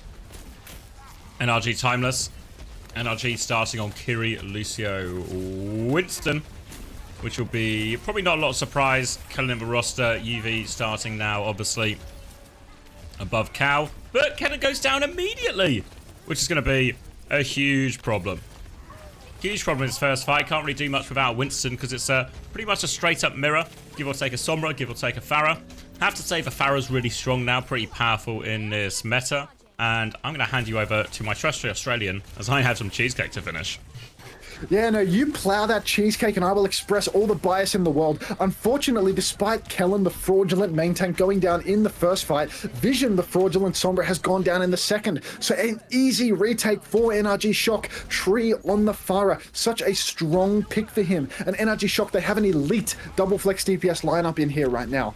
Tree and Scissors together. This is a scary lineup to be facing indeed. Vision on the Sombra, it's not a bad shout. He is very comfortable on this hero, but Vision, Doom, Sombra, Tracer versus Tree, Scissors, it's a big ask. If there's someone to clutch it out, though, it is Kuffer, because Kuffer, I get the feeling he is going to be gapping Kellan throughout this series. Kellan, I wouldn't trust him to carry me if my life depended on it, or if his life depended on it. We can see now Kuffer edging forward, throwing out the bubble. He's 90% on that Primal Rage. He jumps to the point. He goes down to Tree's barrage, though. An insane barrage from Tree. Squid threw out the Kiriko ultimate, but it's just not enough. And Tree, with a 4K in that fight, NRG Shock match the Kitsune Rush as well. Vision, we're really going to need to see you get this EMP sometime soon because you are slow cooking it, mate. Right now, CommanderX continues to stuff his face with It's cheesecake, really so we will continue. I can only imagine. I wish I had some cheesecake. We'll see Timeless now playing a little bit slow. Doom throws out the Pulse Bomb, actually forces out Fraudulent Kellen's Primal Rage. Not sure why he's primaling that. Clueless bastard. Now Cuffer with the second Primal Rage. Kellen hacked out. Vision has the EMP. Will they be able to make something work with it? Look over at the health bars of NRG Shock. All three players, 1 health. Simultaneously, the point has been flipped. Spectacular play from the side of Timeless. Simultaneously winning the fight with only 1 ultimate invested and getting the flip at the same time. Hopeless from NRG Shock. Kellen the Felon, useless. Call it a Winston gap. Korean Winston, my ass. Cuffer all day long. Luke Minnow has the beat drop now to keep them healthy if things get dicey, and there's very low chances of an Ajax. Rack Attack also has the beat, but he's just a nice guy at the end of the day, and he's going to be under a lot of pressure. EMP comes out from Vision, and guess who's dead? It's the Fraud, plus Squid. Unfortunately, Squid has gone down very early in the fight. EMP has caught Kellen, though, so Scissors has the Pulse Bomb. We've got to be a little bit careful of this one. This could spell disaster for Timeless if they're not careful. Doomed is 70% on his own, but Timeless, they just need to slow things down here. Doomed, he actually goes down to a rocket from Tree, but Vision trades back, and I would actually like to take a Doomed for Tree trade any day of the week. Taking Tree out of the server is a massive bonus for Timeless. They still have both DPS alive, so they're going to be able to ping pong this just fine. Scissors trying to work his way in on the side of the point, but he can't quite do it. Cuffer under so much pressure, though, going down, and the Kitsune Rush coming out for Ultraviolet. That is going to help NRG Shock muscle through the point. As long as Timeless can get a little bit more stall going, though, this is a good thing. They are going to have a bunch of ultimates for their own retake. The Kitsune Rush for Squid, the Pulse Bomb for Doomed, the Primal for Cuffer, which he will almost certainly be gapping Kellen with, and then honestly, it could go either way, though, because Tree, he has the barrage, and this is a very scary combo. We see Scissors up on the high ground, getting forced out by Vision. Recall forced. Doom not able to chase, unfortunately, and a deep dive into the spawn, catching out Luke Minnow. Poor little Luke Fish, sleepy bastard. He does go down. Scissors traded out, so it's a 1-for-1. Timeless and NRG, they're dead even right now, but we need to be so careful. Tree has the barrage. Cuffer's low, but again, the flip goes the way of Timeless. Pulse Bomb comes out onto Kellen, forcing his Primal Rage early. That's going to reduce the value. Nice guy throws down the beat, but we all know what they say about nice guys. They have a tendency to finish last. Here comes Tree with the barrage, edging towards the point. Vision 85% on the Sombra, though. I think Timeless, they're going to let the point slip. They're going to play slow because they're coming up on a couple of ultimates. Vision, if he can farm up this EMP. Luke, if he can farm up the beat drop. Oh my god, they've not touched. Timeless. They had it. They had it all. They had the ults, they had the fucking macro, and they don't touch the point. This is... Oh, it was all there. The beat, the EMP, everything was set. Everything was lined up perfectly for them to take it. Except for touching the point, and now, all of a sudden, all the hard work undone, back to 0, over to Control Center, and a very different look now from Timeless. Are you okay, mate? I was like, no, I'm not. They had it all. Oh, like, where's the touch? There's so much fucking time. Cuffer hit his head! Cuffer hit his head! Oh. Well, hitting his head rather than using his head, and back to 0 here. Malga Mirror now in question. Farrakhan on the side of NRG. Cass Genji on the side of Timeless here. Cuffer's going to take a nice early chunk to make himself a little bit vulnerable here. Looking for a chance to take a swing onto point here, and Scissors will now get above him in white, and this is a real problem to try and deal with here because he's just going to be laying damage in. Doomed can't really find a good connect onto this Cass or onto this bat for heroes he really wants to connect with. And they're giving over a little bit of a cap here. Cuffer going to come out slow, though, taking so much damage.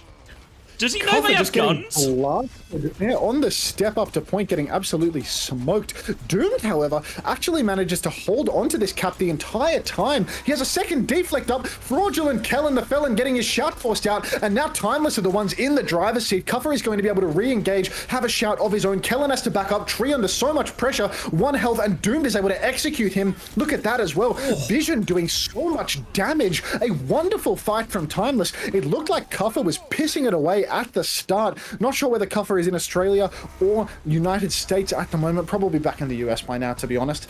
But again, a great first fight from Timeless despite the rocky beginning. Now they've got the cap and they've got 4 ultimates in the back pocket. NRG Shock, they're going to have to retake and they're going to have to do something special to do it. Scissors flanking around through main, but you can see Timeless straight away. They're falling back towards the objective. They're playing for the fight where their hit scan can get the best angle possible. Tree takes down Squid, but Vision, he takes down Ultraviolet because Cover hits a perfect pin to snare him. Doomed is so deep though. Beats traded from either side and Doomed is the only one to go down. It's going to be really hard for Timeless to hold on to the point here without the BAP to keep them alive. Unfortunately, Vision under a lot of pressure too. Just standing inside. Cuffer trying to juggle the point, uses the shout, but he is going to have to pin back. So that's going to be a relatively easy retake for NRG Shock. An absolute tragedy that Squid went down early in the piece. No lamp, no shift challenge, just a mess for Timeless, but that's Squid on BAP for you. High Noon thrown out from Tree. Cuffer actually lands the pin, throws him out of it, and now Vision is the one pushing forward. Kellen, fraudulent felon, as his friends call him,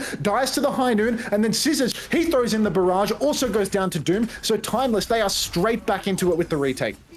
Big outplay on both the ults there. Really lines us up for Timeless. Now they have the Blade coming back. Cage to combine with it as well. So they should be able to win this Cage trade. And they're just going to slam onto Scissors again. Insta-kill from Kuffer. The Blade will make sure everyone else falls. And Kuffer just landed every single stomp in the world right now. Can you count the time that you're at? I need to catch up to you. 71%, 72%, 73%, 74%, 75%, caught up. Cheers. 76%. All right, we're back in sync. Yep, beautiful. All right.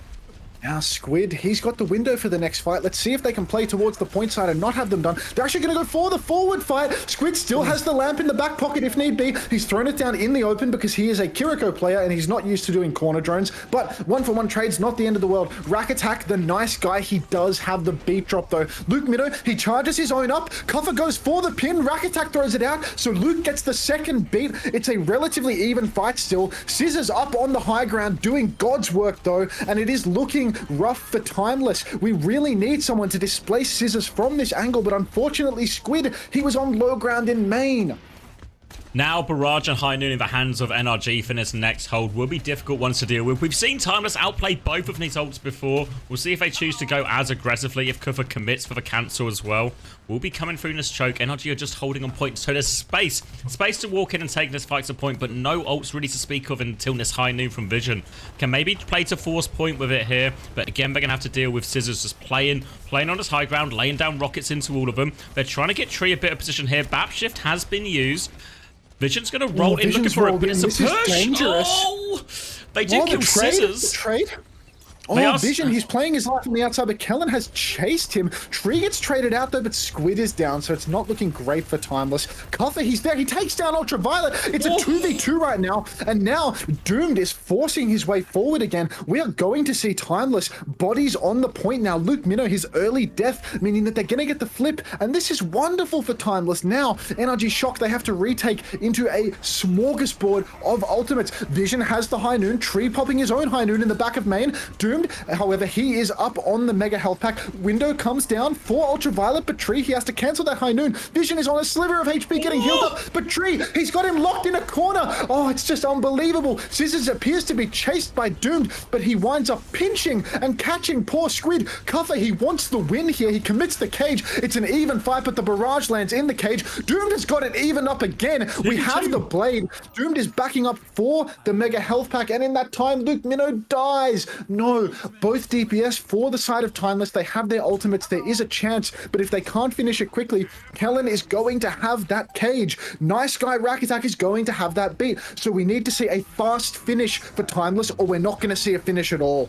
Oh, Squid dies immediately. Pre-fight. Now no pocket for any of these players on point. The cage is getting ever so close. They drop the blade. Needs to be massive here. One slice, two slice. Tree gets the shutdown. The cage has been dropped and so close on both occasions, but they come up just short. Victory beat for Rack. And it's 2-0 for NRG, but it was also close. so incredibly close there, but 2 fights where Squid just wound up going down so early in the piece. I think going down with the lamp in the back pocket, and you just can't have that in these big ult trades, especially when you're advantaged. Getting pre-fighted like that, it's a disaster, and Squid really needs to tighten that up if they're going to stand a chance in this series. It's been so close on this first KOF, 99 to 99 both times, and some really egregious mistakes giving us that 2-0 scoreline. But trust, this is a much closer match than the scoreline has shown so far. You'll know him a bit better than me as well, but do you think this is the matchup they want to keep taking them, the Malga comp, or is there another direction they want to maybe shift? Because Dive probably seems like one that's a bit of a hot take, maybe versus Kellen and UV and all of that. So it's just going to get more Malga as we go along.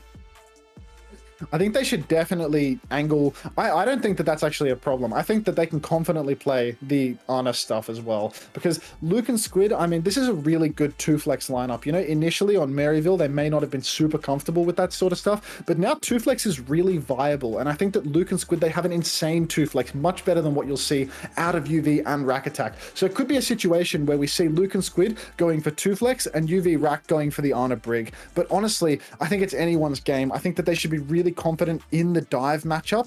At the same time, these Lucio matchups, they're really good for Squid if he can stay on Kiriko. Squid has an unreal Kiriko. Unfortunately, on the BAP, he's a little bit less confident. He's got all the mechanics, but he still doesn't have that same level of confidence. You see there, when he's getting pre-fighted, it's always when he's on the BAP because he's not as solid on that hero. I think it's the same. I think it was maybe his first window he used where he just dies as soon as he drops it as well. Just these things that happen to go wrong at these key timings end up being so costly. But yeah, I think you're definitely right. Hope for Timeless. I mean, that's maybe a given for you, but hope for Timeless in an unbiased world as well. Yeah, no, I mean, you know, fingers crossed for the sake of Timeless here, because there's nothing I want to see more than NRG go down. Especially, no, actually, I won't drop the especially. You know what? We'll cut it there, and I'll go to slot. Predictions in chat for what name Unter was about to say there after that, especially.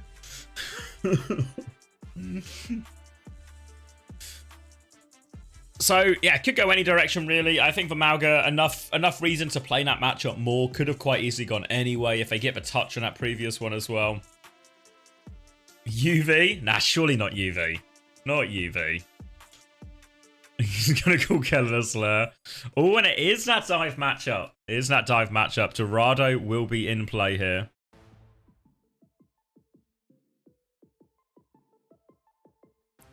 Something about Kellen being a fraud. It wouldn't be out of character for him. So Dorado matchup. So we probably will get a little bit of that. Maybe an Ana Ilari and a Kiri on the side of Timeless. Obviously, if they really want, NRG can sub in Cow. I think a few people were suggesting that in the chat. And we will see PGE come in, presumably to play predominantly Widow, but it is UV and Rack in. So Tree will be taking over Tracer / Echo / Farah type duties. Kellen will most likely very much be on Winston. We'll get that Ana Brig backline, of course, from Rack and Kellen on the Winston.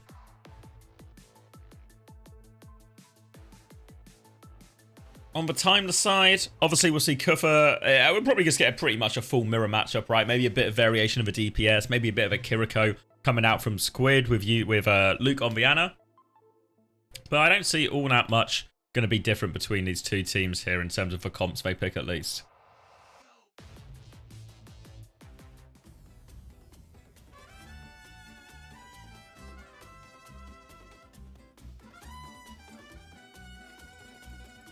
Here we go, loading in.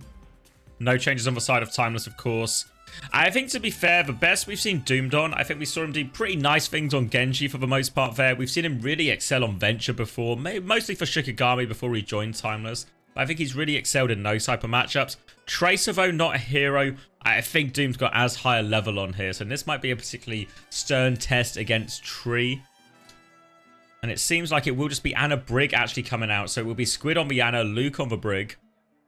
Obviously, you have the option to do that the other way around, play the Kiri, but Brig, a much more solid choice, and probably just going to get a full, good old-fashioned Winston Ana Brig Tracer Widow matchup here. Looks like they're going to go for a Bastion Lifeweaver. They're looking for a cheeky pick, maybe. Kellen going to get a Hog going, get a hook. would not be a Rack Attack lineup without some cheesy Life Weaver Oh, we're gonna crack to hinder start him? us off. You see the boost. Cuffer actually jumps into it. This is a big trouble for Cuffer, actually. He will go down to it. Oh, good Very life grip. unfortunate. Yeah, unfortunate that he jumped into it, to be honest, because he was safe. He was on a far rooftop, but unfortunately he took the bait. He jumped as soon as he saw the petal, as soon as he saw the action, and it has cost him dearly. And now they're going to have to concede a lot on this space. Have to be careful not to stagger here. Kellen looking for it right now. Can't get any of this backline right now. And he actually gets naded and caught. And, well, one good trade deserves another. And it will be a Winstonless matchup, allowing Timeless plenty of space and time to stabilize here. Kuffer's actually already up, and they might just dive onto this Widow. PG under major trouble. There's his first death. And, oh, Absolutely okay, everything works out. Yeah, fraudulent plays there from Kellen. In a 5 versus 4, looking like Theomatic in the clutch, trying to chase down Doomed, but not able to succeed. Vision now playing the far back sideline on the Widowmaker. Cuffer here on the close high ground. Massive nade from Squid, really coming into his own on the Ana here, getting lots of purples, lots of game-winning purples at that. But now we will see Timeless go for the rotation through the back high ground. They have a Widowmaker, so they need to play this long sideline. PGE, he's just bumming around in spawn. He's probably going to go for a hook shot in a couple of seconds here after he finds the angle. He gets the best of Vision. Misses his hook shot, but that's not a problem as Luke Minnows also got caught by this Kellen dive. Now they trade one onto Rack Attack, and that might slow him down, but a nice finish from PGE here. They're going to get this payload rolling, and there is a recontest coming. Timeless will have the nano for it. They have a primal of a rally as long as they can just about get there here, but they got to avoid anyone getting caught on the walk up here by PGE.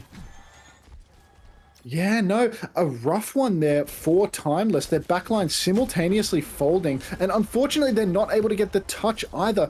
Doom did not go down early enough, so he is unable to jump onto the point there and get the touch. NRG Shock really only winning one proper fight and getting the cap. That's got to sting for Timeless.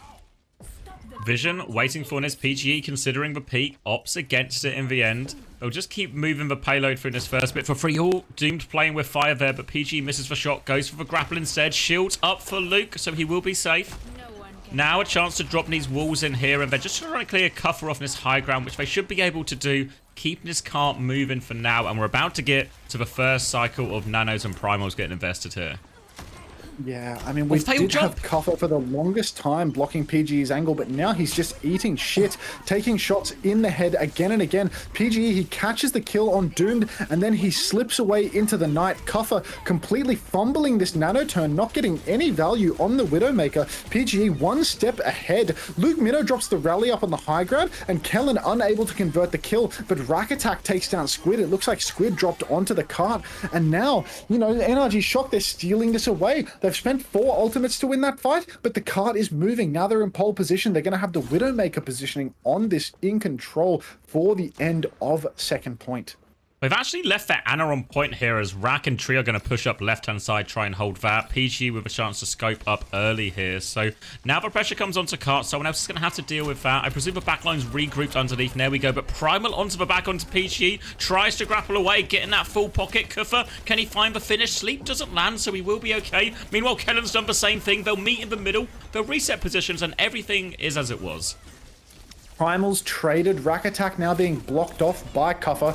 UV. Oh, down goes Kellen to the Pulse Bomb of Doomed, and Cuffer survives. So it's looking like NRG Shock are going to struggle to push this one through. A sign of life, though, as PGE once again gets the best of Vision. Vision having a rough one here on the Widowmaker, constantly losing this duel to PGE. Cuffer always a day late and a dollar short when it comes to catching him out.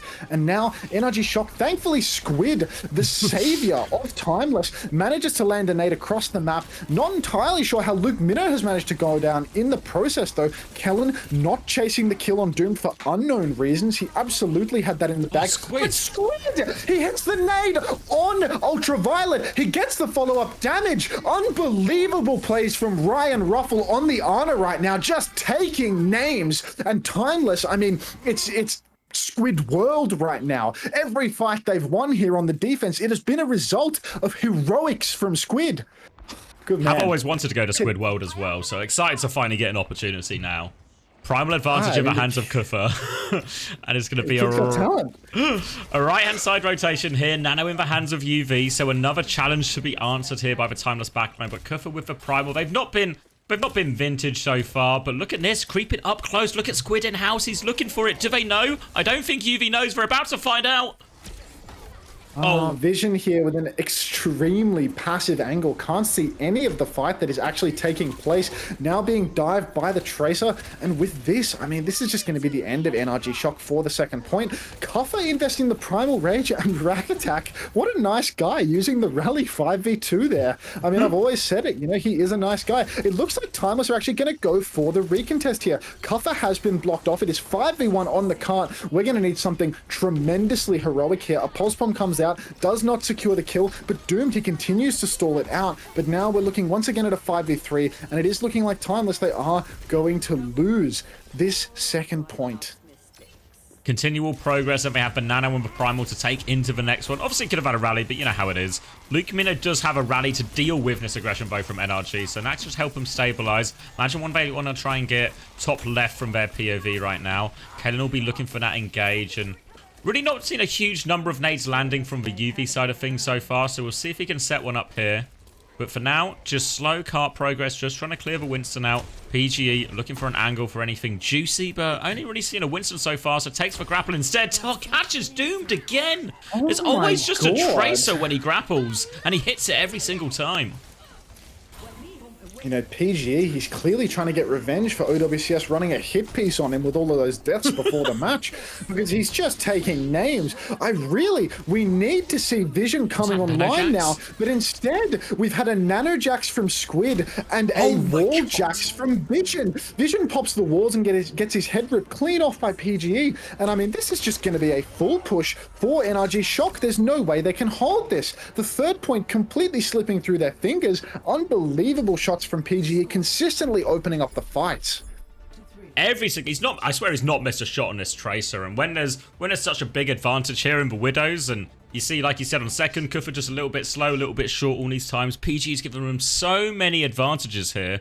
Now, they're always just a one-up in the fight. The Tracer is such a pivotal part of this comp, both in following up for Winston, but also playing clearing the enemy Winston as well. So once that Tracer goes down early, all of a sudden, the rest of the fight just becomes so much easier for NRG. And they set a pretty healthy time bank there. Timeless with a big task on their hand. And I wonder, does it become a point here where Vision just stops taking the Widow Jewel and they try and play like a slightly different version of a comp or something? I don't know if they've got like a Tracer Echo in them or a Sombra maybe even. I don't know.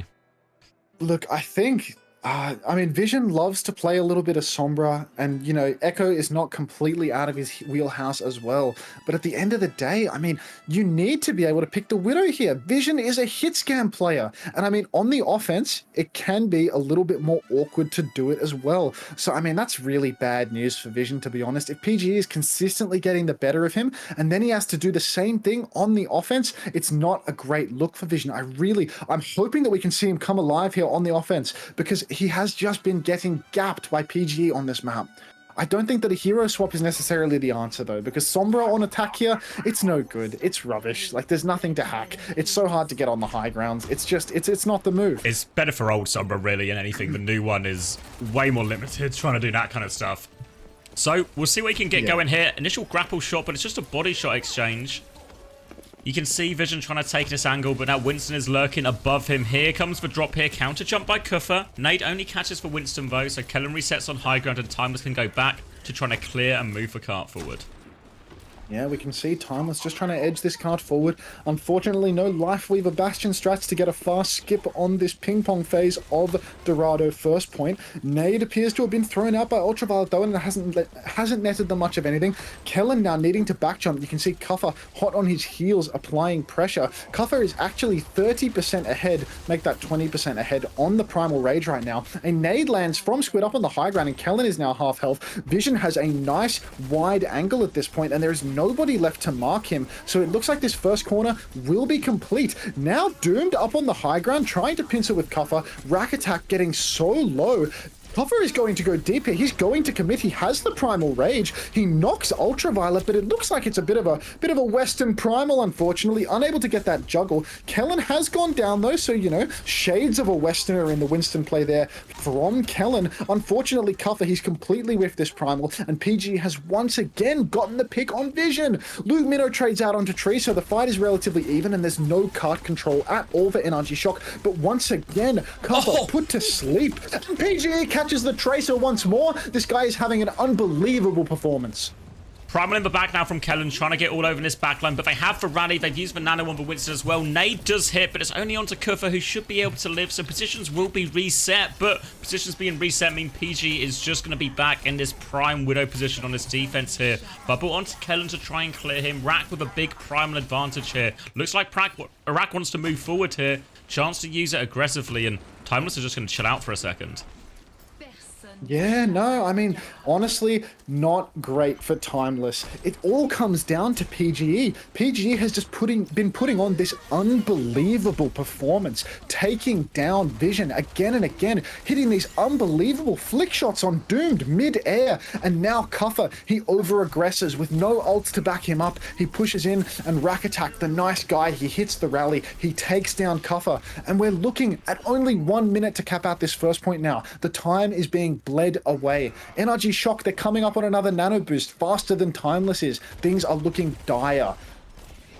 Any of these trades could be devastating right now. We see Doomed getting forced out, will get packed up. Kuffer does nearly have this Primal. Could it be the saving grace? They're just going to take a bubble trade here on Kellen, try and force him away. Pulse Bomb does land. Here we go. Rack Attack is down. Suddenly now the backline's open. Nano boost onto Kellen, looking for it, but he's asleep in the backline. He's awake now, but they've rotated forward. Vision kills Tree. Finally some life from Vision in this one, and they flooded forward. The backline's just pushing in from Timeless here, and this is finally the opening they need.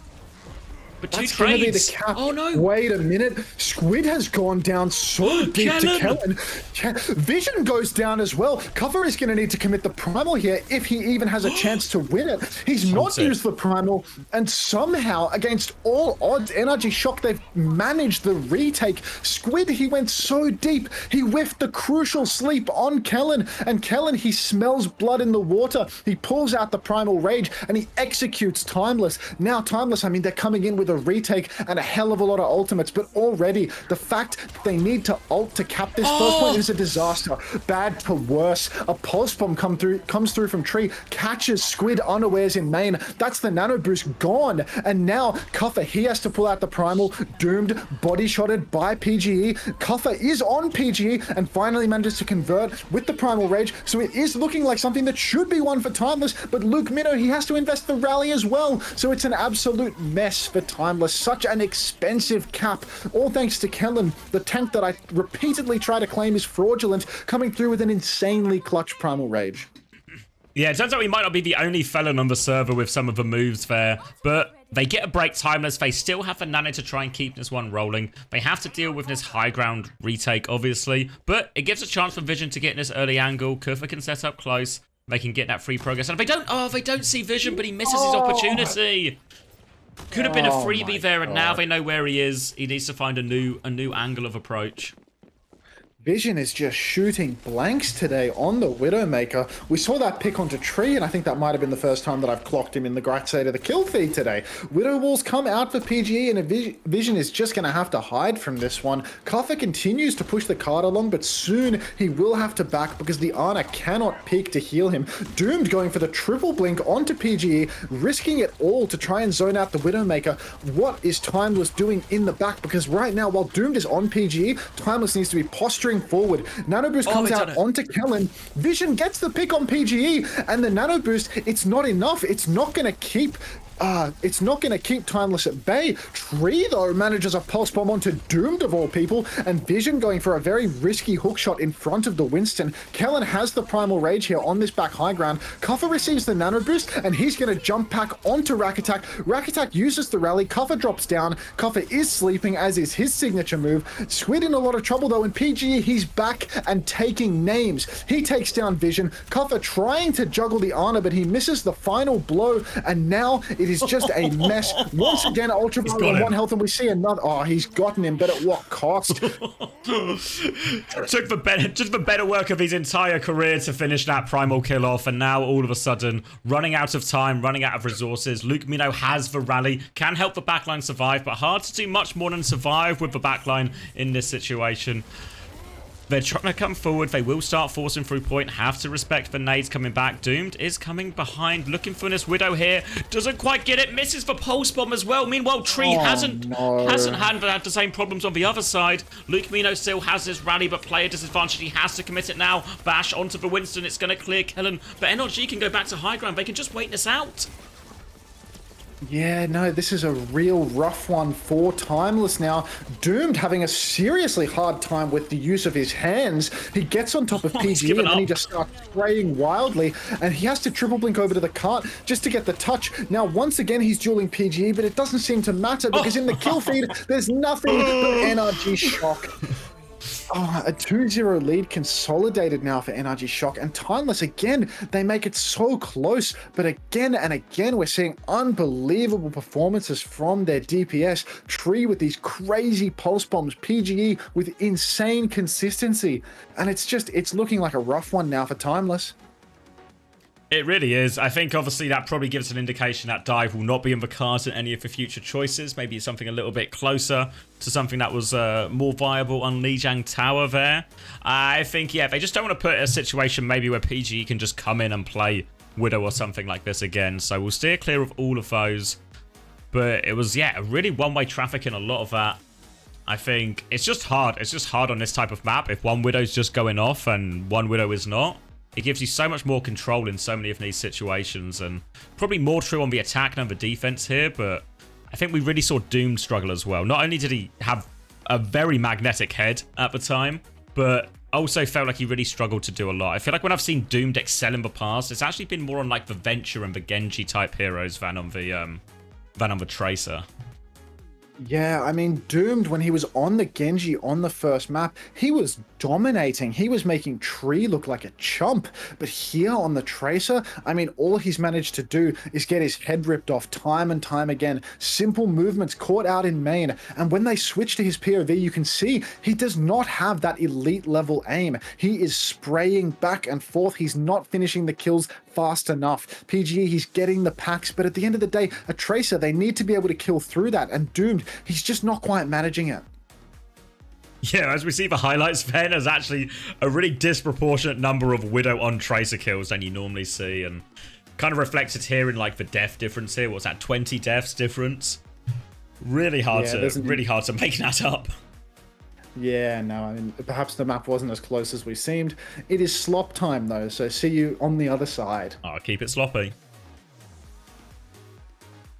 Doom used to be DPS, a Doom and Genji 2-trick. Yeah, I mean, when he was playing Venture in OWCS, it would have been stage 2, I think, for Shikigami. He came into that Shikigami team partway through, and actually really unbelievable. Unbelievable performances, really elevated Shikigami quite far up, I felt like. But yeah, Tracer not the one for him, and we will go to New Junk City as we expect. Get a little bit more of this brawl matchup and this mirror type matchup, and see if he can get a lot more done. Because to be fair, when he was involved in Lijiang Tower, he was getting things done. He was having an impact in the game and influence, but need everyone to be firing here because NRG are no slouches. Their roster's been upgraded, obviously, fairly significantly thanks to all these changes. And as we go into New Junk City, looks like we will be getting more of that Malga mirror, which means Scissors is returning to the roster. And it might just be Farah Cass again here on this first fight. But this was neck and neck on Lijiang Tower. It might have been a 2-0, but it was really neck and neck. Oh, good shout, Fix Red Eyes. I had 100% forgotten that as we're going to go into this next map. And a Toronto 3-0 Nightmare. Initial flashpoint arena. There we go. There we go. All right. And we're locked in. Mauga's going to meet in the middle. It's going to be Genji Cass again against the Pharah Cass here. So this was awfully close on Lijiang Tower, even if it did go the way of NRG. Chance to bounce back here for Timeless. And they're just looking for the Genji on this right side. Oh, they're really looking for this Genji. They really want Doomed. Oh, they're going to get him as well. Spot him a little bit too split. Decisive from NRG. And an easy first pick to set up this first fight. Yeah, no, an early death on Doomed. And the Pharah, I mean, it's going to make things a little bit difficult for him. He didn't match up too badly on Lijiang, though, so there's still a chance for them. Glad to see they're back in this matchup, but we need to keep an eye on Squid, because he is the one that was under a lot of pressure last time they played this matchup. Tree getting taken so low, but just pocketed through it all from the looks of things. Luke Minnow actually the one to go down, and then Kuffer as well succumbing. Pretty clean first fight conversion. Expect them to win those 5v4s, do it cleanly, and give themselves a window and a high noon, and a significantly faster beat as well for this next fight, NRG. So play their cards right. They can snowball this one into a second fight as well. Squid and Vision are just behind on 2 of those ults as well, but they need to be ready for the early turn. They're actually going to go the far right side here. Try and get through for free. We see NRG moving over to position, but I think that NRG actually thought they were going stairs, not all the way right. So Timeless do get through this choke for free. Yep, Timeless have stolen away the choke, getting a free half of a retake at least. Good point force from Doom, but unfortunately the window from Ultraviolet is going to result in Vision getting his head ripped clean off. Scissors taking him down, Tree getting Squid as well, and all of the old Luminosity boys going down first and foremost. This is a rough one now for Timeless. A bunch of fights lost in a row, and not an expensive one for NRG Shock. Only window invested to take the first flashpoint. Not great. Now we're going to get a very ult-filled fight. Slight advantage for Timeless, of course, because they do have that window. Cages might not be up right at the start of this fight, but they will be there partway through. So we'll see if they wait to use the Cage with the Genji combo here to try and cut through them, or if they just try and invest it first to try and get an early beat out of Rack. Will be early position for NRG. Timeless going to come up the far side, but this allows Scissors to get in this obnoxious position that Farah's love right above for choke. Oh, he's going in! Powerful position for Scissors. Actually going to go down because the Lamp Barrage appears to have forgotten the Lamp component. A really nice drone on the inside from Squid, and it looks like further investment from Kellen. Vision appears to have no interest in getting inside the cage, would rather stand outside it and just die spectating while he reloads. So that's an interesting choice from him. The point nearly actually flipping over to NRG Shock. Tree just being pocketed by Ultraviolet. Scissors is actually back in the fight. So this fight, it's basically done, but there's still a little bit of pressure here, and it appears that Ultraviolet is giving Timeless the ring around the rosy. Ultraviolet, though, again with the late lamps. We've got to tighten these ones up, mate. Tighten these ones up, mate, because he is just throwing them out a second too late every time. It probably just came off cooldown that time. Let's be fucking for real. Yeah. But honestly, not too unhappy for Timeless. A few ultimates in the bank. NRG Shock, they invested heavily. Kellen, the fraudulent felon, pissing away his ultimate early in the piece.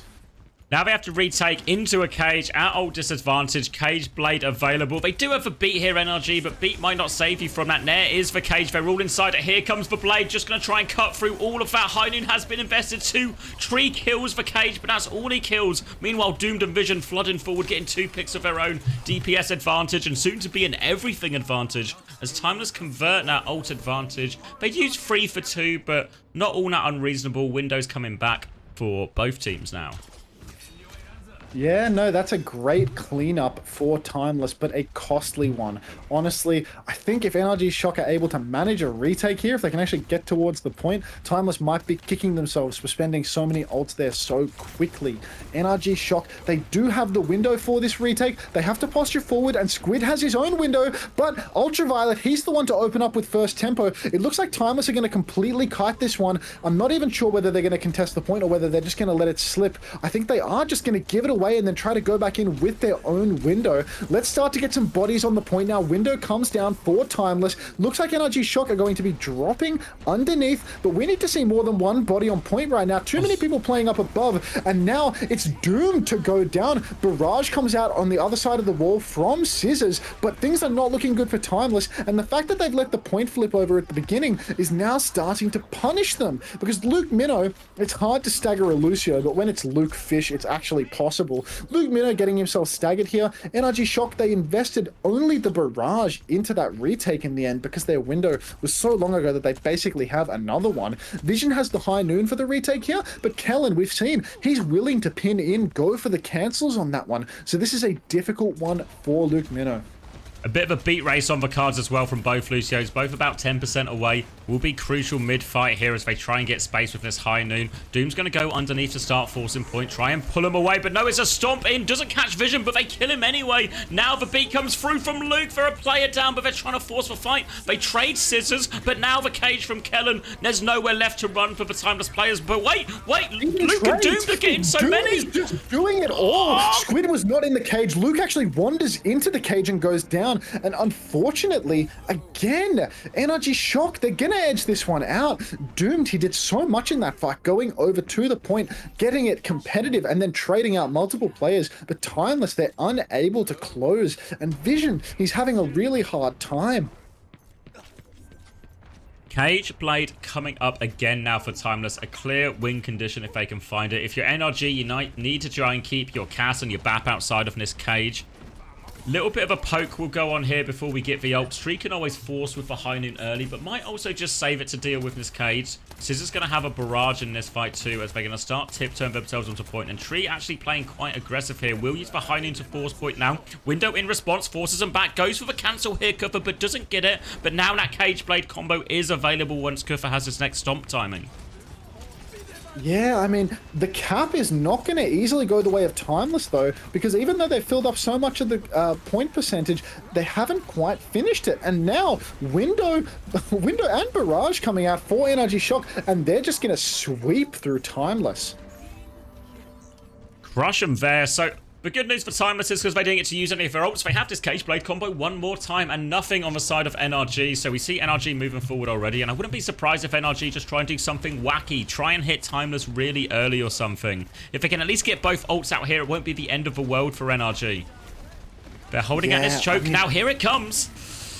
Here's the cage, Blade with it, Doomed, slicing through everybody, and it is looking like it's going to be an easy fight win for Timeless. At this point, all they need to think about is not getting themselves traded. Here comes the Farah, manages to trade Squid, somehow Kellen catches Vision too, and now, even though Timeless, they were the destined team to win this fight, things are looking difficult for them. Even Doomed is on the back foot, dashing away from where the objective is, getting a little bit confused. Kuffer has the sense to go towards the point, but this has slowed down their cap massively. Tree actually on the Symmetra, he might be TPing someone closer to the point and then swapping back off again. Not entirely sure about this Symmetra swap here. It was a TPing Kellen situation, so they're going to go for a fast retake, but he's gone back to the Cassidy, so I actually don't understand this Sim swap at all. Not sure on that one. Scissors has the Barrage and Kellen has the Cage though. This is bordering on last fight territory of the map here and the series for Timeless, because 69% is no mean feat. Kuffer has had his shout forced out very early and he's just running backwards. Squid, where is he? Luke Minnow, caught by the pin of Kellen at the worst time possible. Luke had the beat, and now Timeless, they're just going to have to concede this one. They're going to have to let Shock walk over the point and play for last. Unbelievable. The worst possible one. They're going to have to high noon, but they're trapped in the cage here. A beat is come back in from Luke, catches everyone, but the barrage over the top. Lamp saves Scissors for now, but they don't find all that many kills. Doomed is 1 HP. It's just trades back and forth. They're all so low. It's just for supports from Timeless now. Can they make their way to point? Luke will touch point, but he dies on the way. It's Squid versus the world.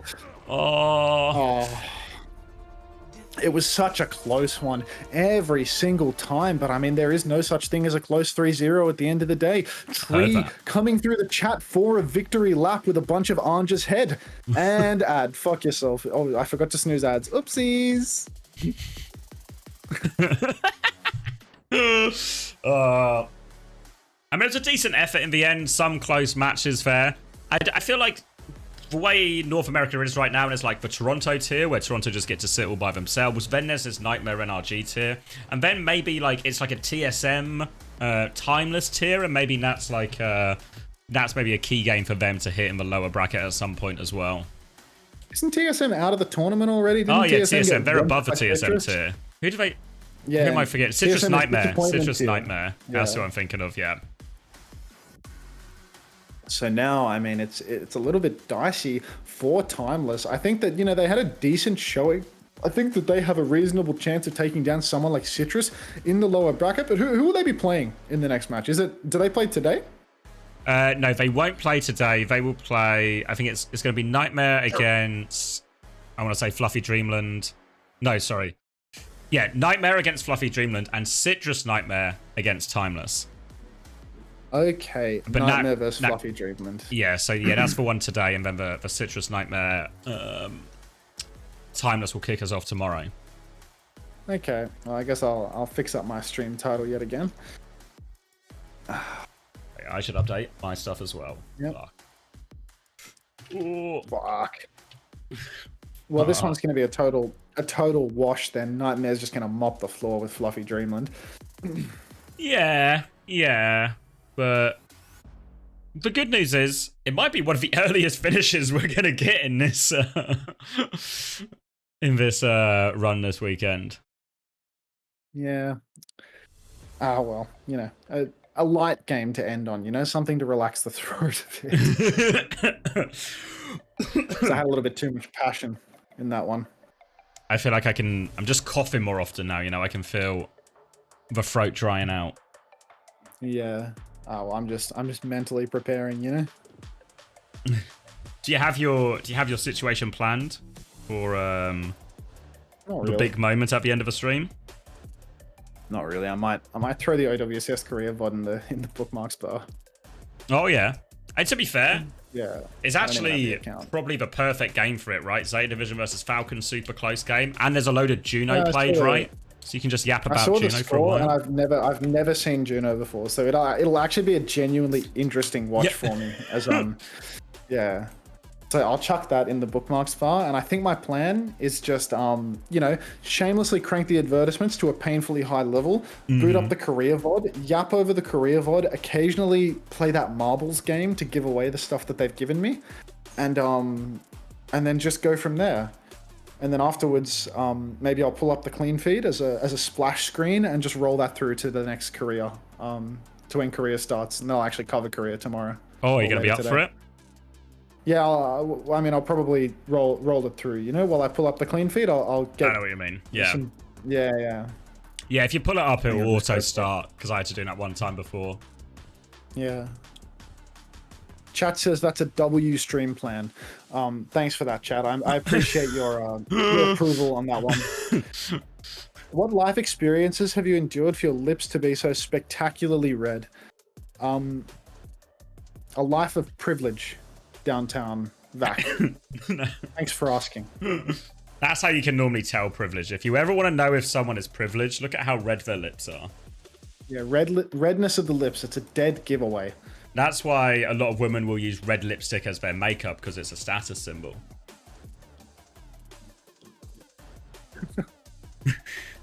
All right, slot time. Ooh, okay, one more. All right, see you, mate. See you. All right, so a quick one in the end. Yeah, write that down. Good note if you ever want to do that.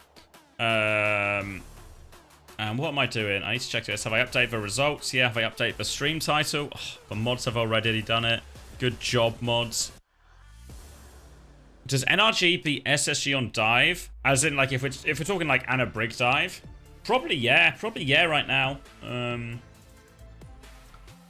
be fair, I think we probably all agree on this. We weren't super impressed with Timeless's dive. Looked relatively easy for NRG to deal with. But I think if I look at the NRG Nightmare type matchup, maybe that is an advantage they have as well. With Kellen on Winston. Need to get to bed. All right, good night, Coleman. I'm sure I'll see you tomorrow. I need to open. I need to check a couple of things. Let me get myself some more water. A small preview. Oh, we're going to hit PG interview first. Here he is on the big screen. PG, thank you so much for taking the time for joining us once again for a quick chat. What a performance. You were out here proving something after the low 22 deaths. Reel. Yeah. How do you feel about your performance today?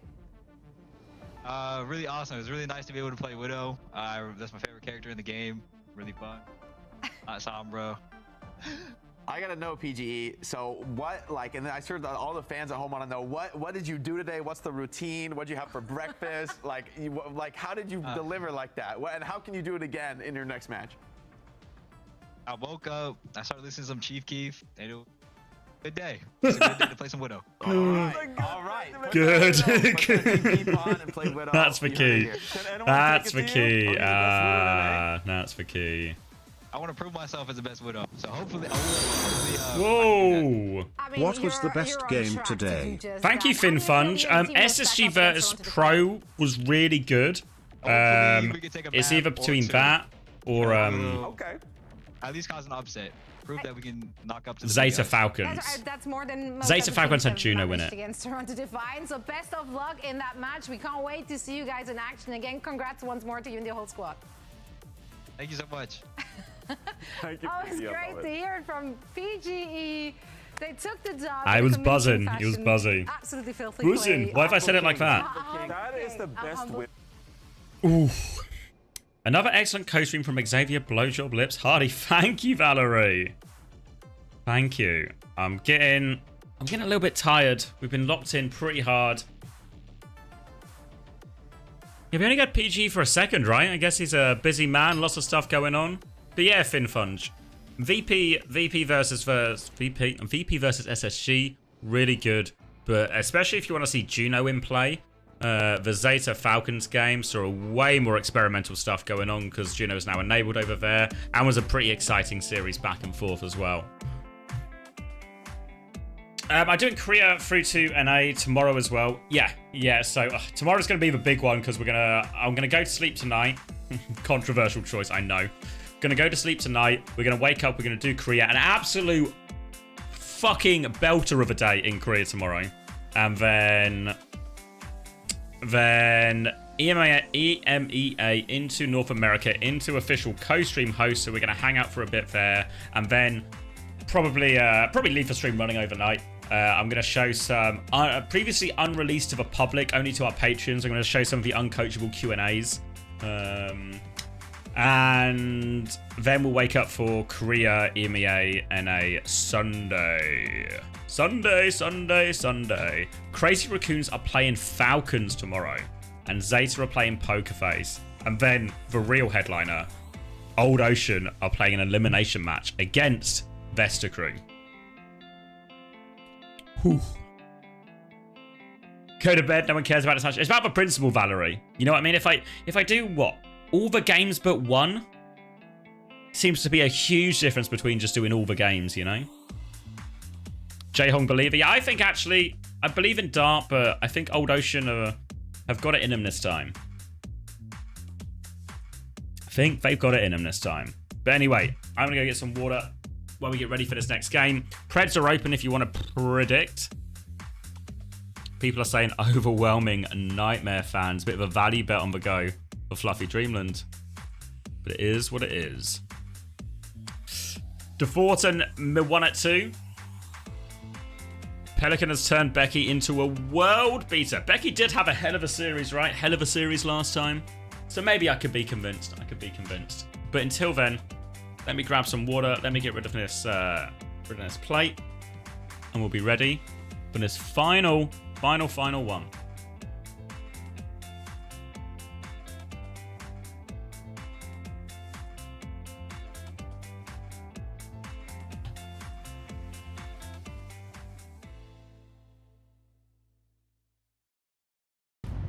Hello, Terrence.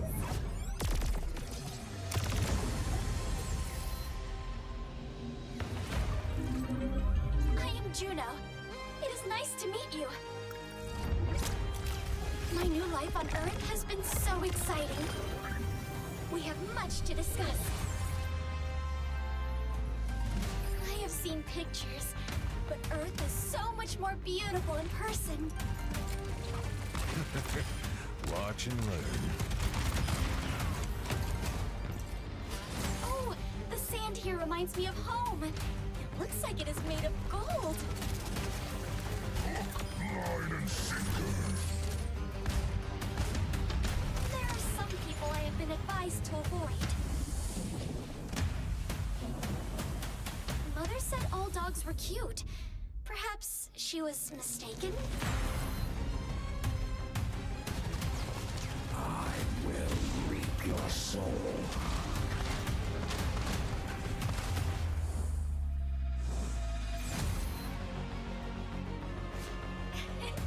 I'm having trouble keeping track of everyone I meet. They keep changing their appearance. Alright, that one is Mercy, that one is Diva. I'm so bad with names.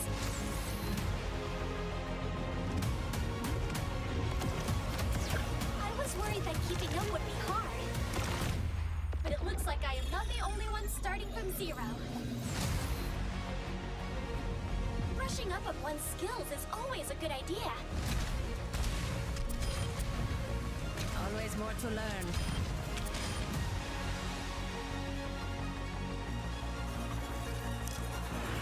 As the Terrans say, it is party time!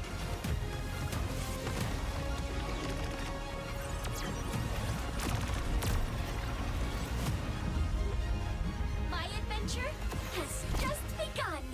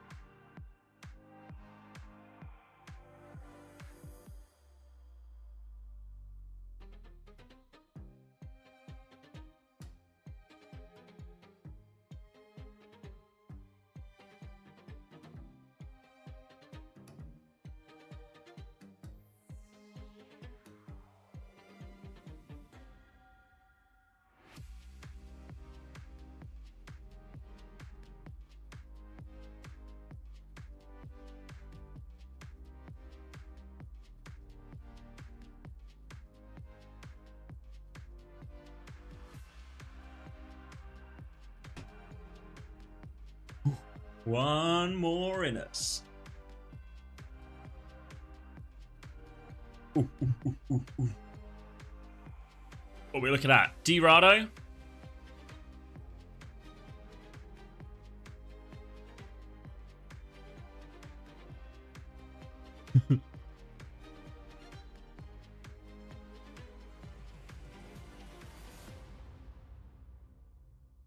Don't know what we're looking at. Sleep? Winston slept. Cool. Oh. Here we go. Primal goes.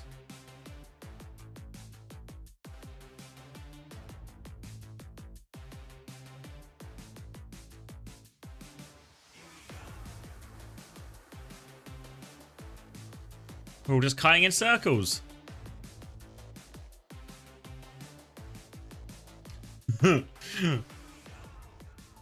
Oh. Come on, Nightmare versus Citrus Nightmare lower bracket. Optimistic, Ben. Optimistic.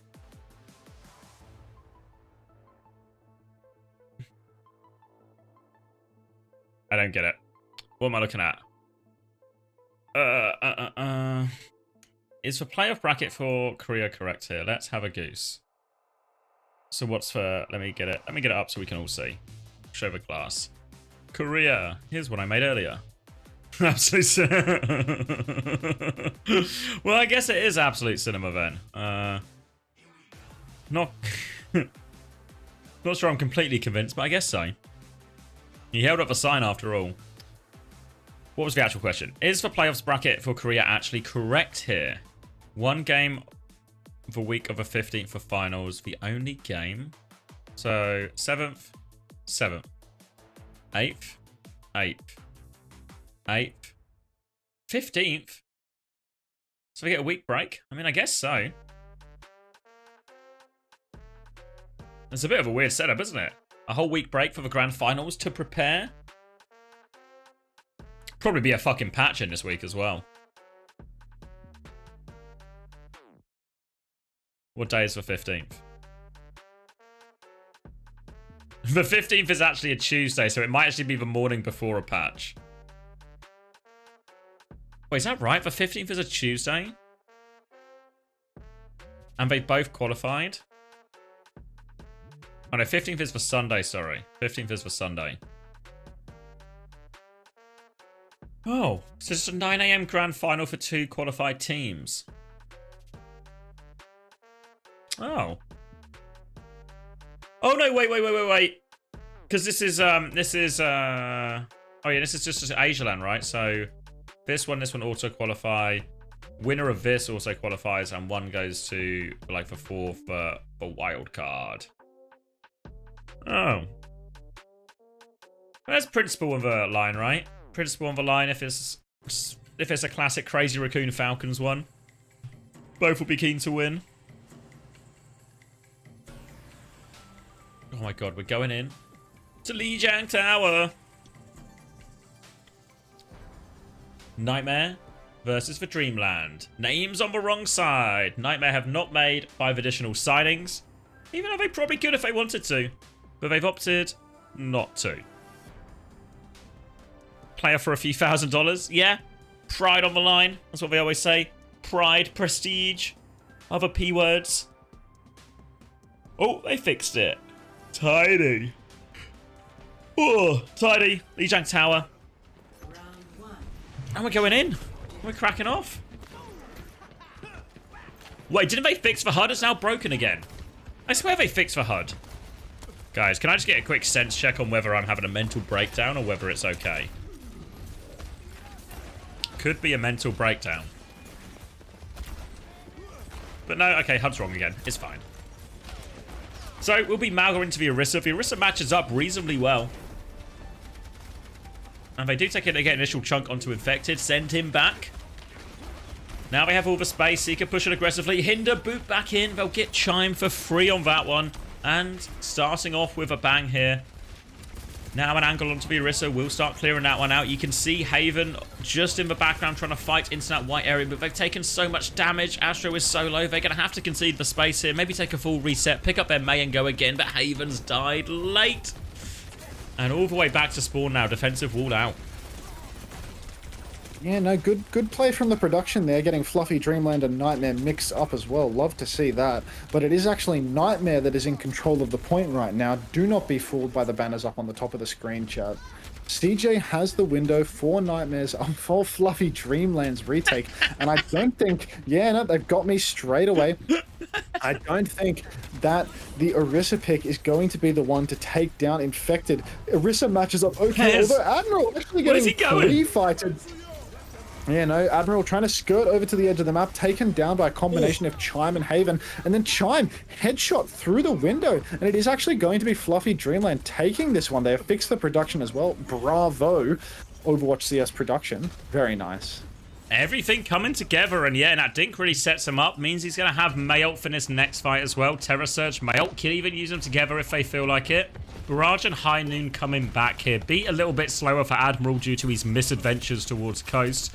Chime holding on the off angle here on the left. We'll be trying to maintain that, but Scissors has taken the Coast angle. Wall catches the Lucio. Mayult will come out as a result, and Admiral, is he in there? Is he out? He's frozen. Can they find the kill? He's frozen. He gets out. He snuck away, but Seeker has gone down instead. Copped a boop and sent him right off the map. So that's a rough start here for NTMR. Really, you would hope to see them in pole position for a series like this. Fluffy Dreamland is not a team that you want to be seeing NTMR fighting tooth and nail with. Zira sneaking it on the side, but CJ gets taken down immediately. Nobody scouts the Ash in the corner, and CJ is just walking into a crossfire. Very messy now for Nightmare. Terra Surge now, beat up a choke for this next one. Admiral caught up on beat charge now, so they do have that.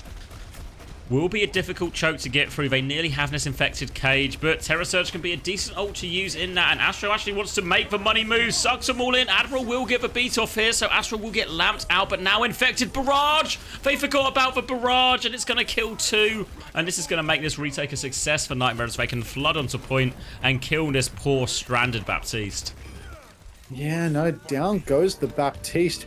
And finally, Nightmare, they're back in control. Only a couple of ultimates spent for it as well. Infected with the cage, this could be big, but Fluffy Dreamland, their comp, it actually has reasonable answers to the cage. The window with the Ash and the Mei both can do so much damage inside the cage. It could be trouble for Infected, especially when Grapes has the beat to sustain them through it. However, I mean, they do have position all around the point. Where is he? Infected actually going extremely deep, trying to catch out Chime, and it's Seeker that goes down.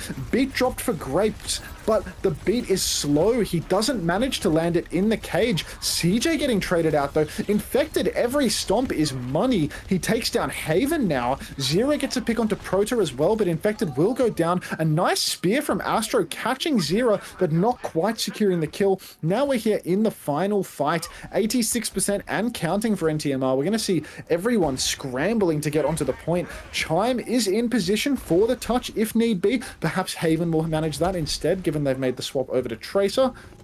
Nice. Gets the touch, gets off. We'll extend this fight for now. Desperately trying to get to these ults here, Fluffy Dreamland, but this Seeker High Noon could make this touch awfully difficult for him. Chime's trying to hold the space on this left-hand side. Find a dink, just force Seeker back for a little bit here. High Noon to drop into it soon. One dink, two dink, forces the ice block out. He's desperate to push that. Meanwhile, Haven has died on point. Chime has to drop the wall, dies before getting to Blizzard, and that could be the fatal blow here. Desperate play from Grapes trying to get a trade, but nothing doing. High Noon to finish it.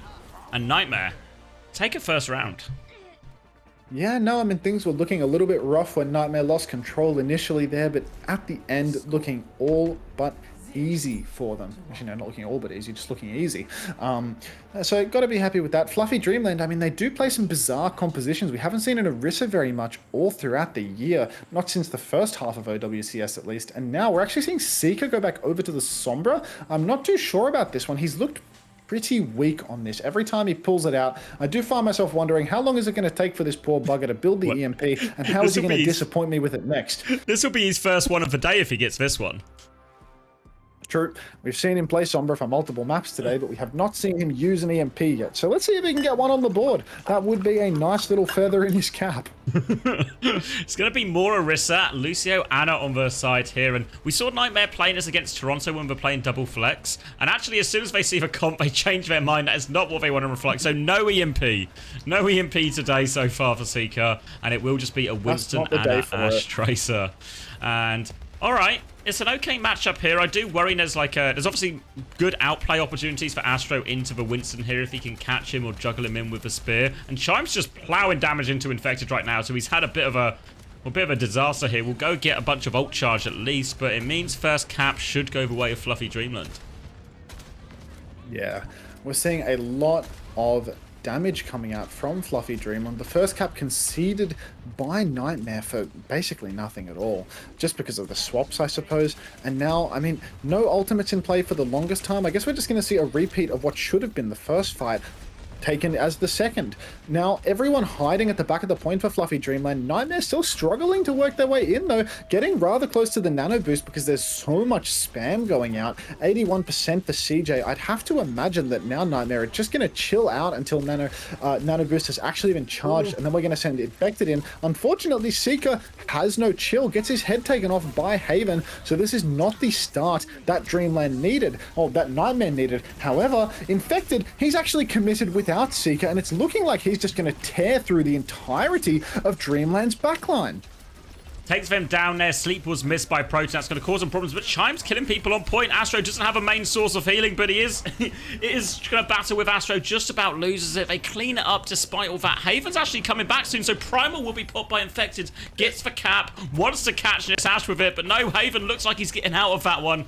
So Primal for the cap. Spooks Infected just enough to get a free ult out here, and that might make the retake just that bit easier for Dreamland.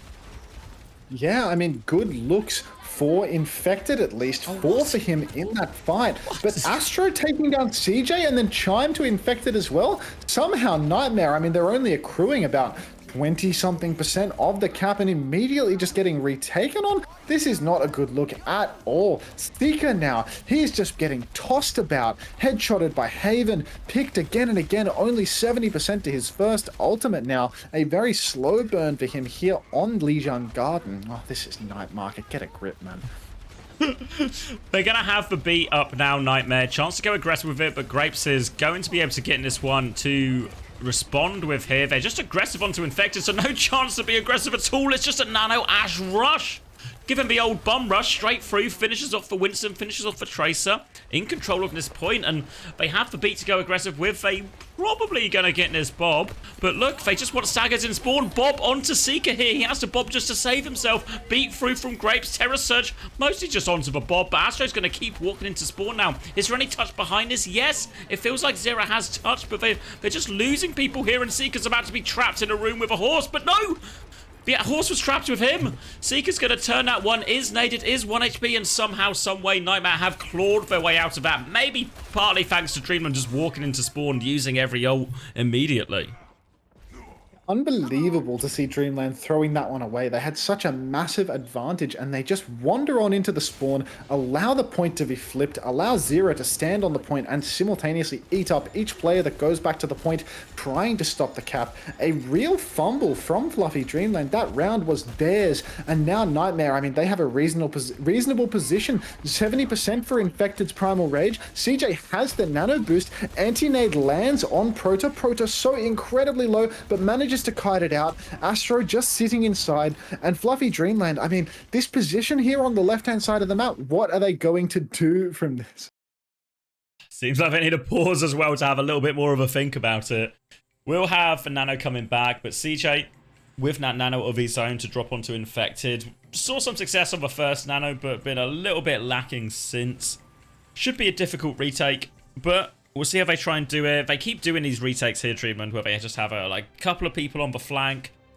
Find nice ways to get through all these chokes, but they are retaking a long way away from the actual objective. And obviously with no Tracer, really hard to force them or really pull any of the Nightmare players away from this forward hold.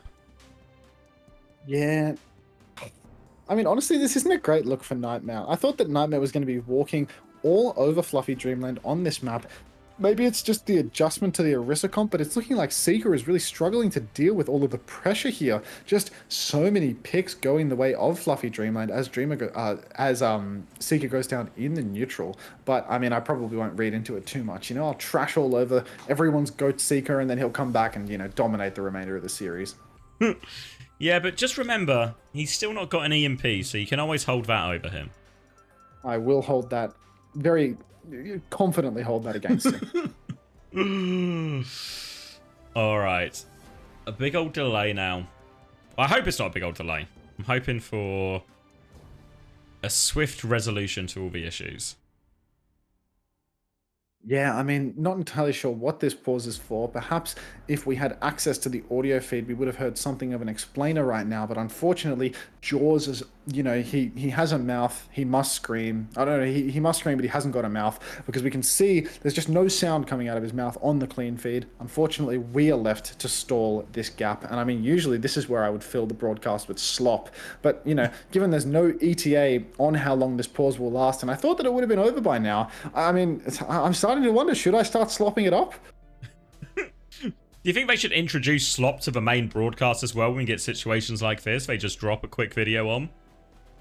Get everyone to watch it? I think it wouldn't be a bad shout. It would probably help with viewer engagement. But unfortunately for the slop heads, we are resuming the actual match. NTMR confidently in control here. Astro actually swapping over to the wrecking wheel. Not too sure about this one. Going for the point touch straight away. Here he is going over to the point. Catches Zero unawares. I say unawares, but Zero was actually entirely awares. Didn't take any damage from Astro there. CJ, he still has this nano boost. May be able to throw it out onto Infected, so we've got to be careful for Fluffy Dreamland's backline. It looks like Infected doesn't even need the nano boost. He's just going to solo kill Prota in the spawn and then jump back into the fight, still having the primal rage. Fluffy Dreamland, though, they have flipped the cap. This point gambit from Astro, it's actually paid dividends. CJ goes down to Chime. Seeker answers back, taking down Chime, and Zero with the nano boost, he's tearing through Dreamland. Point is flipped back in Nightmare's favor, but Seeker has gone down for the 15th time this map.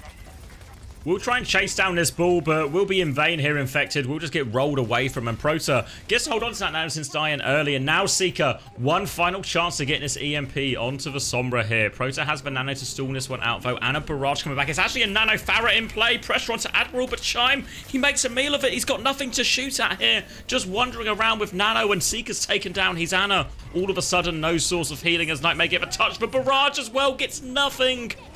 A disaster from Chime, but Astro's just killing everyone. It's still a 2-for-2 trade. Chance to get back onto point here for Astro, getting close in these mines. Zero has the pulse bomb, wants to try and get out, but Haven turns around, deals with him. Astro's killed CJ as well. Infected gets one more trade. Mines, Moira is back. They're back on the cap. Here comes one more touch. Admiral has beat coming through as well. It's just a two-person beat. They're in the bubble. They're trying to focus something down, but they just don't have the damage to kill this ball. Hack comes out for Seeker. They get forced off one more time. Now the mine's onto point. Boop onto Ollie. He's down. He can't get on. Unbelievable clutch from Astro, really.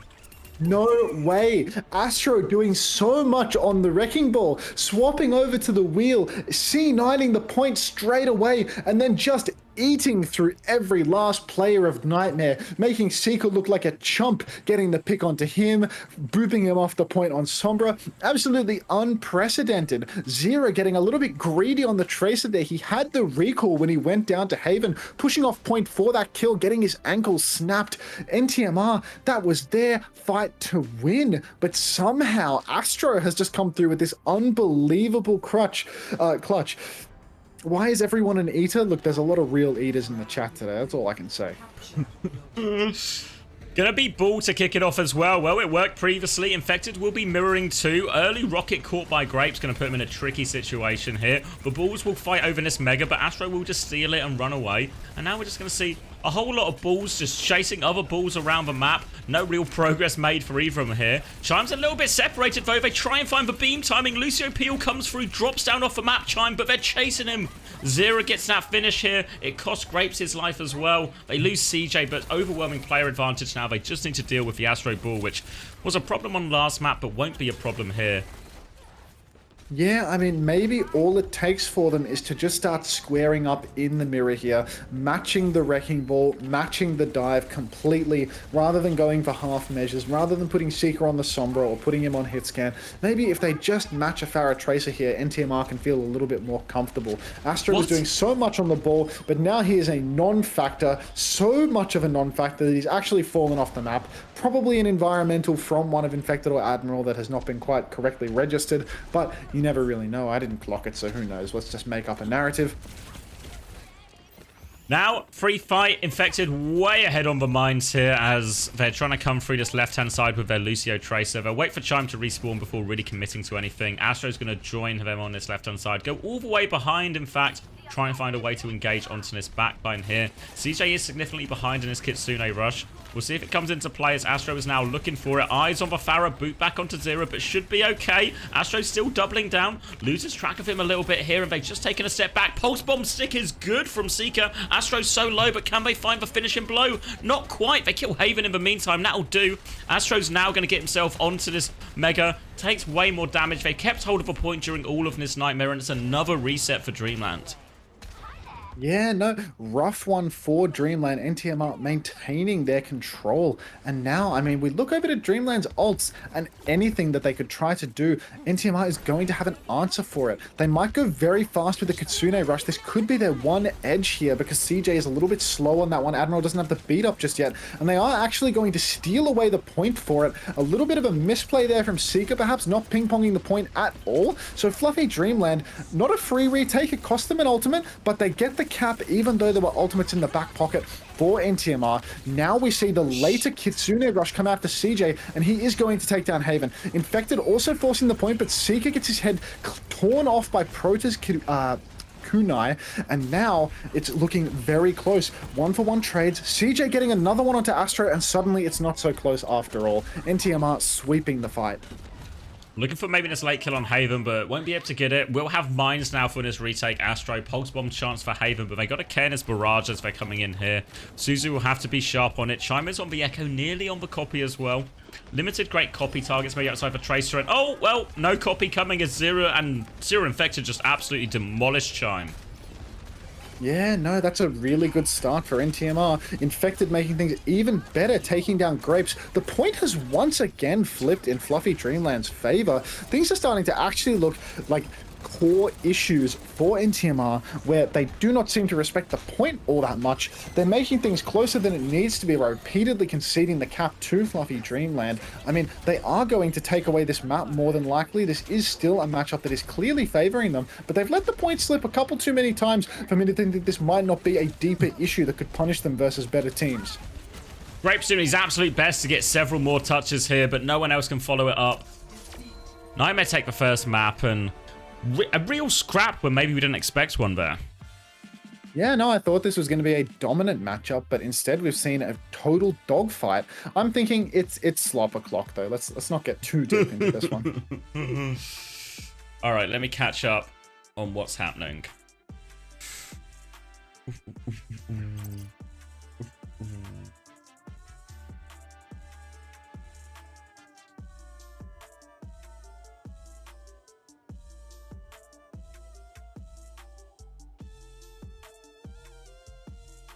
You had some belief for a bit? Yeah. We've got a PGE tweet. What are we looking at, Tobes? Let's see. You are my sunshine, my only sunshine. You make me happy when skies are gray. You'll never know, dear, how much I love you. Please don't take my sunshine away. You are my... Tears to your eye. Why have I got 30 notifications? Any of them good? I've all from Toronto.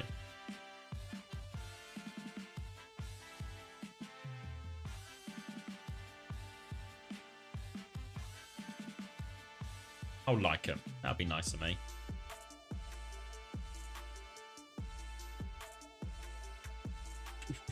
Skytor follow. Sick.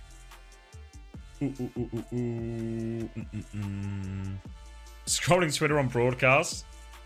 Nothing to hide, Hyperview. Nothing to hide. Yep, that's exactly what it was craft-wise. That's just some artwork retweeted by my friend who's... I know her from TF2. CB. Standard exercise update. Football news. Houseborn. SSG stuff. Routers. Albert. Nightmare. not the type of porn I think you guys are hoping for. There we go. Classic JK. Yeah. What's the map pick for map 2? Oh, did we see it? Or are you asking me what it should be? I think you don't hate that matchup, really. Not following back Hitori or Ms. Liz. Do I know if Hitori followed?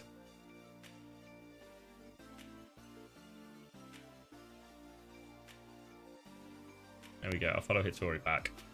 I don't think I'm going to follow Ms. Liz. I'm not sure if Ms. Liz will be the biggest uncoachable fan right here, right now.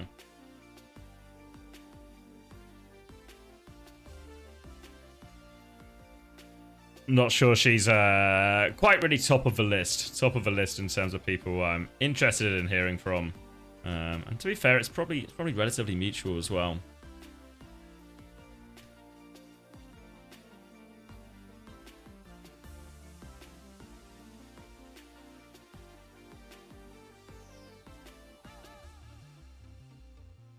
What's Cow saying?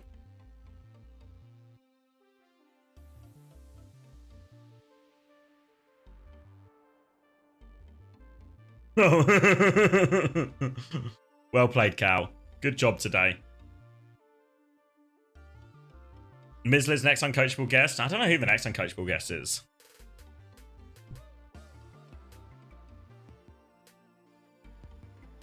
Is very much undecided. Get PGE. PGE doesn't want to do it.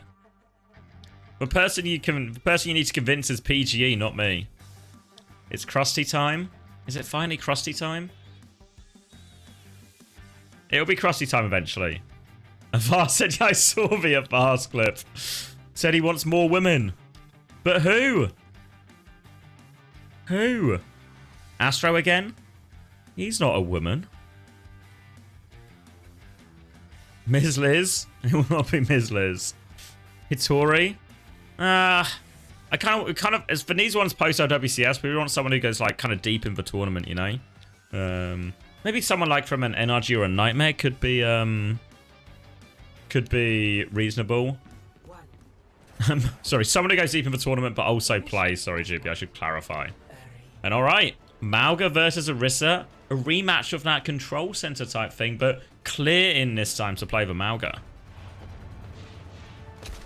Yeah, I mean, clear they had a reasonable showing on the Mauga, actually made for an extremely close map versus Toronto Defiant, but the Mauga has looked a little bit difficult into the Orisa, at least for some of the ult fights. NTMR, I think they did wind up winning Control Center, but it was rather close. Clear, maybe, you know, being the Mauga specialist, maybe we'll see something even more comfortable, though, for the side of NTMR with Clear in on it. Chime, though, you know, shades of the Control Center, just taking down Zero with a dink across the map yet again. So this first fight, I mean, it's going to be really difficult for NTMR now. Farah's such a huge proportion of their damage. Clear goes for the short pin, forces out the ice block, but I don't think it's going to be enough. Astro takes down Seeker, and I mean, it's just going to be...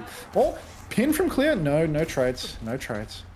That really makes it easy for them when they do that, and as a result, Haven Chime going to be massively ahead on their ult charge, Pro to 2. So this might snowball away from a little bit Nightmare here, and you can see, looks like they're setting up to shoot early. Could even drop an early bob or an early window here if they want on this long bridge. And it's going to be a Zarya swap coming out from Clear as well, Genji as well. So a bit of Toronto Defiant-based inspiration maybe on the Nightmare side.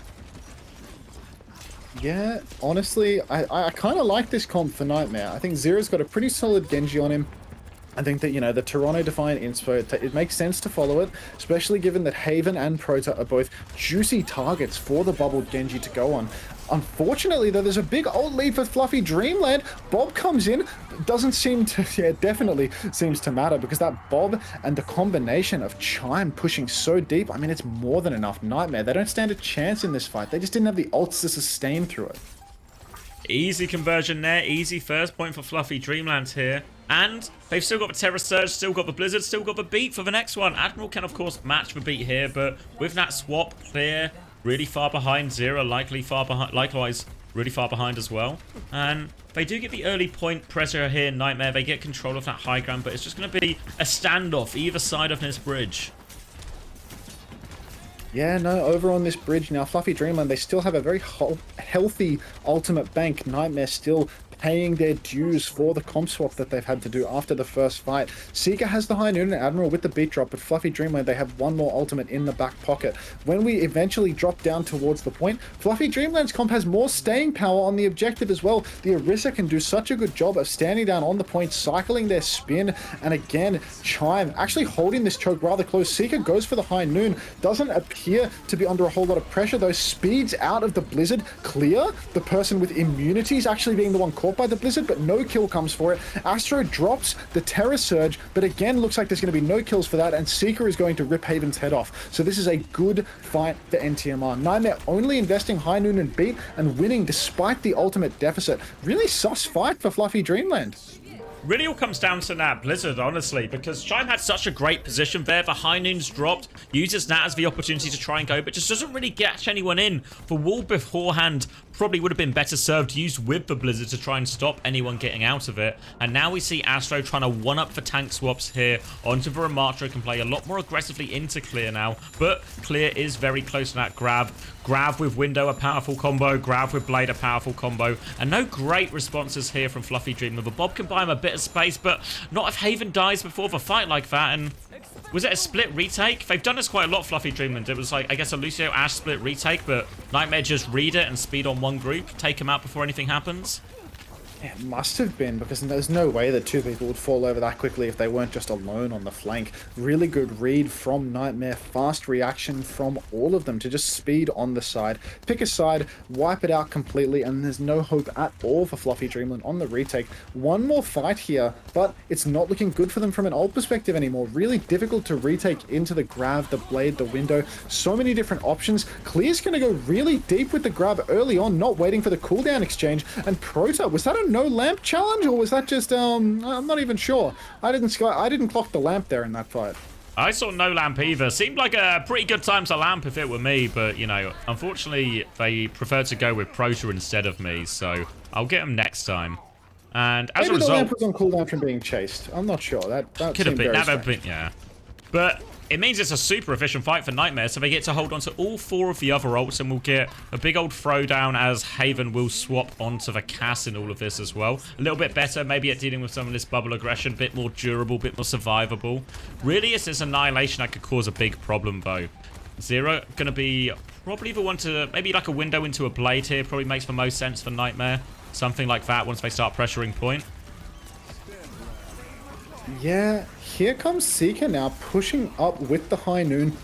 Gets a skull on Astro, but isn't able to convert on it. And he's going to expire there. Actually, Chime throwing in the Blizzard, but Seeker, once again, clean headshot, takes him out, and nobody winds up stuck in that Blizzard. Fluffy Dreamland do get the cap, a classic case of Nightmare having no concept of objective pressure, but it is Clear answering back with a kill on Haven. Blade comes out for Zero. Zero takes down Grapes, and it is looking like Nightmare are going to be the ones to clean this up eventually. It cost them a little bit of point percentage. It cost them maybe an ult more than they wanted, but at the end of the day, they do manage it. Seeker making the swap here over to the Sojourn. I'm not sure about this one. That's a little bit of an odd one with the Zarya. I don't think there's a whole lot of synergy there, but you know, you do you, Alex.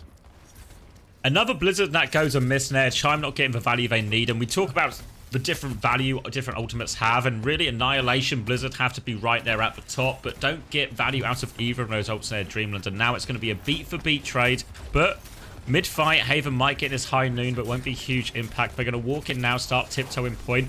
Bubble comes through from Zero, but not too much useful damage. We'll just reposition, and now the push forward. You see it, they just go beat over the top. No time to save CJ, no time to save Seeker. Admiral slow on the trigger there, and they just absolutely rob the bank here because the beat still comes out from Admiral. So a clean fight win.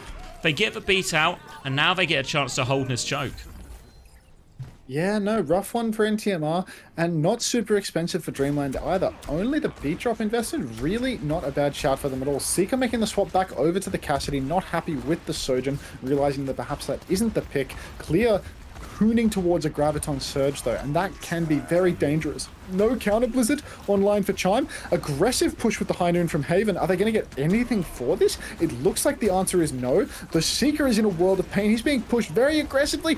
Clear answers back with the Grav. CJ has the window as well, and now it's Fluffy Dreamland that are on the back foot. They have a window, but barely any of their teammates are able to utilize it. Just a window up the back for the backline, and Dreamland are going to be wiped by Nightmare.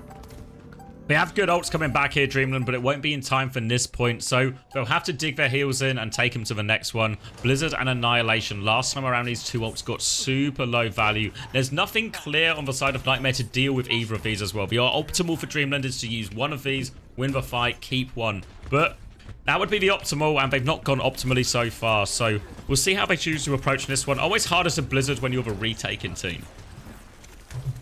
Yeah, I mean, at least Seeker has the High Noon. That could be a counter, assuming Chime doesn't run it down on his head. Unfortunately, the ult situation has swung in favor of Fluffy Dreamland, so Nightmare, they're probably going to have to take this one rather passively, slow things down until they can farm up the Blade, maybe the beat drop as well. They do have position. Actually, Seeker's going to throw out that High Noon very early and potentially get caught in the Blizzard. No, he rolls back and perfectly line of sights it. Chime not positioning that very well. Annihilation comes out for Astro. The point has once again been capped by Dreamland. At least that Blizzard netted them the cap. 1-for-1 trades here, but Beat Blade could be coming out. My stream is partially frozen, unfrozen now as Zera catches one, Seeker collects another. Chime did answer back onto CJ, but I'm not sure that it's going to be enough because it is looking like between the Beat and the Blade, Nightmare are going to be able to close this one out. Concede 40% as a result. I think I got the freeze at the same time, so I hope we're still in sync. 5%, 6%, 7%, 8%. Hopefully that sounds familiar to you. And again, it's a familiar story with these ults, right? Blizzard doesn't find the value. Needed it to go through that door, so it chases Seeker in, still gets the freeze. Then the Annihilation only gets one kill, doesn't give them the swing either. So lots of big ults invested for Dreamland, still not finding good value with them though.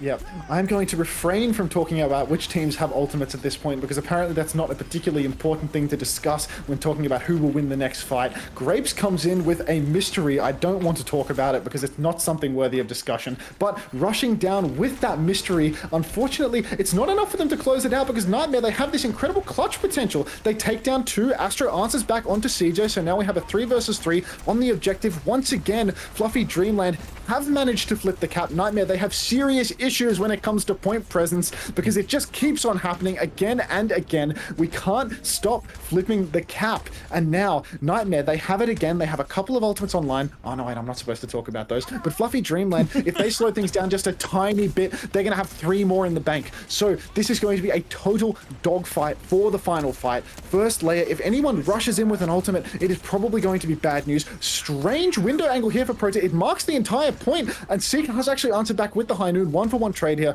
Not the worst thing in the world. Nightmare, they have no pressure on their shoulders right now because Fluffy Dreamland are the ones that need to touch, and somehow Astro, the tank, has been magic picked with Annihilation. This is a disaster for Fluffy Dreamland. Grav comes out from clear, and I mean, that's going to be the end of the map. And it's actually just the exact same situation again. Blizzard and Annihilation up. This time, don't even really get to use either of them. Doesn't convert, and these big chances keep go begging. And you can't really, if you've got this type of comp with these powerful ults, you can't lose those fights, especially not every single time in a map. So no surprises. No surprises seeing that one fall the side of Nightmare in the end. And questions now for where they go.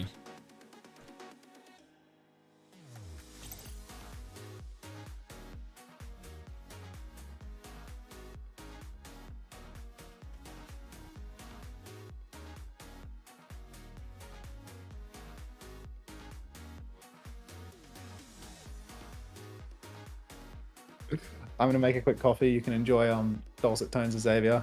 Oh. Fuck. See, people forgot Australia was once a very mediocre Australian pro main support. This is true. He Who, speaks the you? truth. Is he walking away? Get my cup. He's walking away. Oh god, I could have pressed the run and add button and I didn't. What was I thinking? I know that feeling actually. When you don't press the add button as you walk away, then you realise when you're downstairs or something. Oh well, it can happen. I don't know. Yeah, just disaster for Dreamland, and it felt... Lijiang Tower had opportunities to win close ones, didn't close it out. And then here doesn't really get any value out of the big ultimates here. They do lots of things right. I really like a lot of the retakes coming out here from Dreamland. Lots of split retakes. They got punished for one of them, right? But as other than that, actually all the retakes really helps them get through these chokes. They got lots of flips. Their point presence are obviously better than Nightmares in a lot of these situations. The swaps make sense into the swaps that Nightmare made. But if you just don't convert these ult situations, you don't have good execution in these situations, it's just not going to work. Can you give us some slop? He left us with slop? Without slop. My understanding of slop is it just some kind of YouTube video? Some kind of audio-visual stimulation?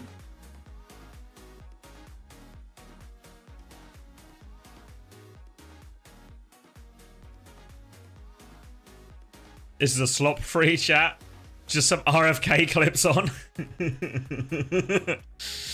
Always a sucker. I avoided going down a rabbit hole the other day. We were talking about it. I think it was the whale head story. And then I started watching a video about the bear cub. I forget the park, but the bear cub one. And just every story seemed to be getting more and more insane than the previous one. So I'm actually here for it. I read a book on the Kennedys, and there were some pretty wild stories in there. So I'm absolutely not surprised at all that this Kennedy has also had his fair share of fucking wild adventures. Like, each story just sounds... It sounds made up, but it also sounds too specific to be made up as well, you know? And you know the type of lifestyle. So I guess it just must be true, because why would he be making this up? I'm now on a list. I'm not anti-RFK. Get him in.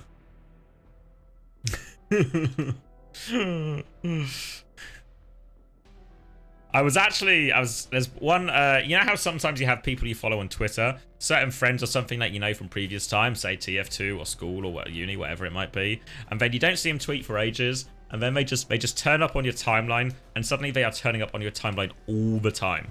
And I had a certain friend like this, TF2 person, and all of a sudden not seeing them on their timeline all that often, maybe the occasional tweet about Star Wars or something in that vein. But then they started being super RFK pilled, so I was getting all the RFK propaganda. So you're from a town over from a Kennedy family? Yeah, I read a book. What was it called? Something the Kennedys. Where's my Audible? But it was a book about the Kennedy family and the story, and I was actually ask Chris. I read it, I think, before I went back out to London one time, or listened to it. I guess it was an audio book. And I became so unbelievably Kennedy pilled reading this book. I enjoyed it so much. I ended up watching documentaries about JFK and getting really... Where is it? Finished. There we go. The Kennedy curse. That's it. The Kennedy curse. It's come to me now. It's come to me. So I'm actually incredibly Kennedy pilled. Could quite easily be convinced to vote for RFK, but unfortunately, he's not running for Prime Minister in Britain, so, you know. It is what it is. But all the stories about the Kennedys are just incredible. Incredible story after incredible story. So, I'm not a church boy. I'm still AFK. Don't vote for RFK? I mean, I can't now, partly because I'm not American, partly because he's dropped out. I could maybe just mail him and say I would vote for you, but I don't know if that would really help him all that much.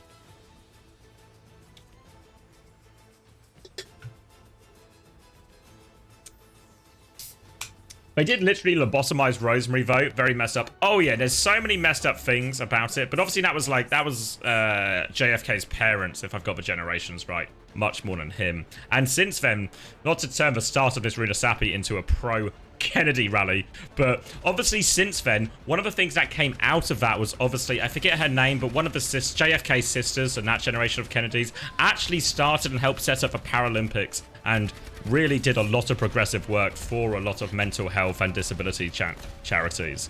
So, in conclusion, Kennedy pilled. Yeah, his brother Bobby also got murdered, as well as JFK, which I guess is the one that everyone knows, but his brother was also murdered, which I believe was RFK's father. In other news, it's actually an Orisa mirror as well, which I'm sure is something the Kennedys would approve of. And gonna be an Ashe Pharah versus Ashe Tracer here. So an Ashe Pharah versus an Ashe Tracer here. Windows coming up very shortly. They are on the back foot here, Dreamland, on the low ground, and that Lamp's actually forced out. But Chime's just found a way to kill a Pharah, which seems like an unlikely thing. Seeker's going to try and swing aggressively in this jump pad area. Finds Chime as a result. Now Dynamite onto this Lucio, and Grapes is caught in a difficult situation. Will be swinging through, and Seeker's just taken over in this fight right now. It looked like there was a chance for Fluffy Dreamland with that Chime pick, but oh boy, did Seeker take over. 93% to that Bob. Sitting pretty for the next fight as this window trade will come out. Beat surely to follow. And we'll get a big old trade. Worth noting, Infected's also slightly ahead on this Terror Surge, so more of that to come too. They'll get the free cart push here, and Dreamland are once again going to find themselves on the low ground at the bottom of this slope. Might even have to just wait out the corner here. We saw Seeker bust out the previous hold with a bit of a flank, but it's going to be a window first. Window will come through in exchange. Has to be lamped here by CJ. Both lamps are now in play, but into the back line. The lamp is killed. CJ will fall, and they will win this window trade. Everyone just peeking through that window, playing with their lives, but comes out for Dreamland for now, but they're trying to double down for trades. Chime and Grapes deal with remaining players behind. Dreamland get a foothold in this point, and we'll start rolling the robot round this corner. All right. All right, let's get a quick look-see at what the comps are and then take it from there. Dreamland looks to have stabilized, and in the old situation doesn't look terrible either for them. 3 to snowball it through. Nightmare basically have the same to match, so not a huge advantage or disadvantage either way. They're pushing for the lead, but I mean, at 30 meters apiece, I think that the lead is not particularly significant. Who wins the fight for the checkpoint is probably the more important factor that needs to be considered. You can see Infected holding the corner here. Seeker goes for the first tempo Bob, and Fluffy Dreamland really nice. A good disengage from them, backing up, avoiding the ultimate. A little bit keen though from Haven, going back for the Bob, the re-push, and that is going to be just as easily kited by Nightmare. So we're actually having matched Bobs with matched kiting, except Admiral is actually going to get caught out. So suddenly, that's a great Bob. It zoned out Admiral long enough for the card to keep on rolling, and Admiral, he was a key player for Nightmare. Not because Lucio is so impactful, but because he was one of their heavy-hitting ultimates. Now, the checkpoint has almost been captured, and it's looking like Nightmare aren't even going to try to contest it. What have I been saying all series long about objective pressure here? Again, Dreamland, they get the checkpoint, only winning 1.5 fights. Window comes out now. Infected does have spin, but they're going to chase it down. Admiral has a beat, but this beat was mainly going backwards, so it's a beat just to live, providing Grapes with a great opportunity now to beat aggressively, to push in, following with this Terror Surge. Dreamland, can they be clinical in this moment here? They've got Zera's recall force as well, but Grapes has died at the worst possible moment. No beat, a window from high ground. It was Nightmare who were proactive, and Seeker's going to kill 3. And Seeker's just taken over. Pulse bomb for only optimistic reasons. Yeah, no, Chime. Not entirely sure what that pulse bomb was about. Hoping for a 1 versus 5 trade. Fluffy Dreamland. No, that wasn't for you, Vega. That was for Clairvoyant. Really nice position from Nightmare, rotating up onto that high ground, catching the side of Fluffy Dreamland out through that rotation. And again, a good position from Haven, swinging wide, taking down Seeker. Seeker trying to peek main, not noticing the Ashe on his side, and down he goes. Suddenly it's looking like Fluffy Dreamland might be the team in the driver's seat here. Even though Nightmare, they got some surprising rotations going off. Dreamland are the ones winning these fights more often than not. Gonna be a Kiri swap from Prota as well here. We'll add for Suzu into all of this, but lose a lamp, lose a lot of the raw damage as well. And Haven's trying to get in this early angle. Dodges for Spear, and we'll actually just back off as a result of that. They've got a lead to play with already, Dreamland, so they don't have to make these early moves. They don't have to force anything. They can make Nightmare come into them. And that's exactly what it seems like they're going to be doing. Just hiding on the back high ground here, keeping an angle to support Astro as we get a pause. Oh, has Astro just lost their ultimate with that disconnect? Oh, was he behind? I think he was behind. Was he like 60 or 70 or something? I mean, obviously he's lost that, but yeah. Yeah, wasn't too sure on his exact percentage. I thought I might have seen a check mark, but I could just be in like a fugue state of consciousness. I'm getting no time Hazard. like the present. No time like the present to drop a new bit in chat though. Nothing like a technical pause to watch a portion of a YouTube video. Geez, I mean, this map has looked a lot more solid for Fluffy Dreamland, at least. You know, nice little flanks coming out from Haven, reasonable point pressure, and Admiral getting caught out that one time again by Haven. I mean, that was probably the big difference maker here. Going down with the beat drop, stopping them from contesting the checkpoint at all. Yeah, the saving grace, I think, for Nightmare in some of these situations have been these flank plays from Seeker, just pulling them out of situations they maybe wouldn't have won otherwise. It's a little bit weird that we've ended up in a Orisa mirror of all things here. Infected, willing to take the mirror against a guy who plays probably more Orisa than most people, maybe with the exception of Zeb right now. So we're going to get a 2-minute pause as well.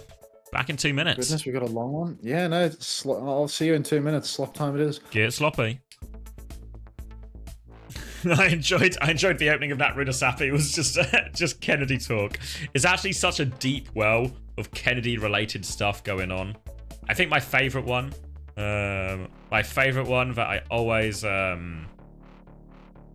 would always talk about when I was reading this book. I would always bring it up to Chris because we used to, whenever we went out, like when we went out with Team UK later in the year, Sweet Caroline was the go-to song that Smex would always put on the jukebox. Tasma would always put it on as well. Every time we put it on in America in the jukebox, everyone in the bar loved it. And Sweet Caroline was actually written about, let me get the Kennedy right, I think it was JFK's daughter. JFK's daughter when she was a little girl playing on the lawn at the White House. So Sweet Caroline, written about the Kennedy's daughter. Good trivia, I think. SSG lost. Yeah, they did. They lost earlier today. Well worth watching if you have the time to go back and check it out. But they lost to Virtus Pro, a back and forth series where dive was really a big struggle for SSG. Particularly the Anna Brigg version more than anything else. VP so good? Apparently so.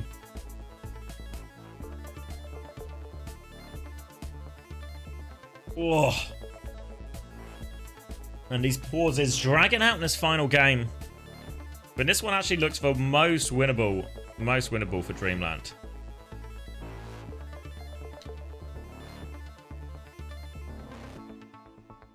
I've not seen Seinfeld. I've watched Curb Your Enthusiasm, but I've not seen Seinfeld. Arrested Development, though. I've watched all of Arrested Development a couple of times. One of my favourite shows, really. Constant good value out of that show.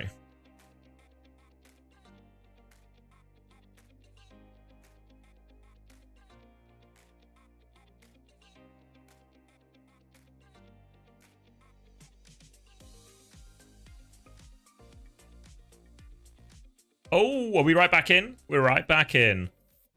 Let's see some Overwatch then, shall we? Orisa v Orisa, Astro's ult back to 0. Haven's going to click on 0 too, so another opening pick for Haven.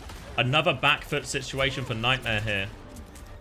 Yeah, no, brutal. The amount of picks Haven has opened up on this series, actually very surprising. I didn't really think I'd be seeing that when they're down 0-2, but apparently he's got that dog in him. He does not want to go down 0-3. Wants to turn all the predictions against him. Seeker actually threw in his Bob, trying to turn that one around, and he's got nothing for it at all. Haven matches with his own Bob, and now we're seeing a disconnection from the side of Nightmare. Get the fuck out of here. What are these players taking doing? It one fight at a time? It's actually protest DCs on repeat. So back to the slop we go. Oh, come on. North American internet. Is Admiral in NA right now? Does anyone know? Is he back out there for college? Is this justice? What was Admiral's beat charge? Yeah, he's back in an A. Okay, thanks, Skyle. So, well, they were kind of resetting anyway, right? So I guess it'll just respawn with that. And Admiral's back. Nice. All right. Back on Lucio, rejoining his team. They were regrouping anyway here, Nightmare, so it's really not the end of the world. Give or take that ult charge, obviously. And Dreamland are going in with no real ults here. Kitsune Rush is going to be their closest, but they can just walk up and disengage this here. Full control of the map situation, full control of this choke. And they can make Nightmare's life real hard. All on the high ground here, actually. Yeah, now the card, I mean, it has pushed so far already. We so consistently do we see Runasapi. The card goes almost all the way to the spawn every match, it feels like. Even when it's a close one, somehow we just wind up licking spawn doors. Window comes out up on the high ground, and we know this high ground position is good, but Infected, he's not in line of sight of his backline. So when he hides underneath, he can't get any healing. Seeker has answered back. Unbelievable pulse bomb coming through from Chime. Seeker actually was safe in the lamp up top, but decides to drop out of it to the relative, 99% on the Skojan skin. I really hope that they prolong this match a little longer for you then. Admiral, though, he's going to get the trade onto Astro, and I mean, it was a scrappy fight for NTMR, but they do manage to clutch it out, despite Seeker, you know, trying his hardest. It was out of respect, I think, because it was a really nice pulse bomb from Chime, so he felt like it deserved a kill, so Seeker sacrificed himself in exchange. That's the Seeker difference, you know? Yeah. He's an honorable teammate. He knows that Lamp is an incredibly dishonest mechanic, so when he sees a respectable pulse, he allows it to secure the kill. He doesn't let a Lamp hold him back. Don't Suzu me either. That was a good one. Let it go through. Of course. That's the first thing that I heard in call in a ranked game, actually. Don't Suzu me for this one. Oh, very brave beat coming out from Grapes. Gets caught by Infected's Terror Surge, but is immediately able to throw down the beat. Does not fear the Ajax, and Infected is the one to go down at the end of this all. So another exchange that appears to be favoring Fluffy Dreamland. Suzu comes out from Proto when things look dicey for Astro, and now Seeker, he's kited the wrong way. His team goes left, he goes right, and he's going to go down late. Now Kitsune Rush coming up again. They have the Bob. Oh, a late trade here from Infected, and they're just trading left, right, and center, but still in this huge lead. Trade fights will not regain Nightmare a lot of distance quickly. They need to string a few clean fights together, and they're going to come up this slope one more time. We'll get to poke the Orisa out. We'll give a robot at least onto the enemy side of the map for a little bit here. They have a window to kick it off with. Have to respect the Bob, have to respect the Kitsune Rush, maybe even disengage. Can stay on it with the beat if they really want to. But an ability to play it slow a little bit, but 1.5 minutes here. They need to start stringing a few fights together. Finally, we've seen something positive come out from Nightmare, though. After they get that trade, Zero actually rushing in and stopping the close spawns from being enabled for Fluffy Dreamland. So finally, some good objective play after 4 maps. Nightmare, though, they are cleaning up this fight. They threw so many ultimates into it. The window, the beat, the bob. And I mean, they've just been able to brute force their way through the ult exchange. It looks like Fluffy Dreamland, they're not getting the value that they need. And that will be the checkpoint conceded. Nightmare is going to even this up. Great chance for him now. Now, it was obviously so many ults invested from both teams. It's just the pulse bomb from Zero in play. Just seem to be trying to make his way up this left-hand side right now. Are they going to try and hold here from the Mega side, or are they going to disengage and go for Choky? They've lost robots, so they have to go all the way back around here, regroup. Terror Surge is coming into play partway through this fight as well. And it looks like there is a flank going on, I think. Yeah, Chime's behind. Yeah.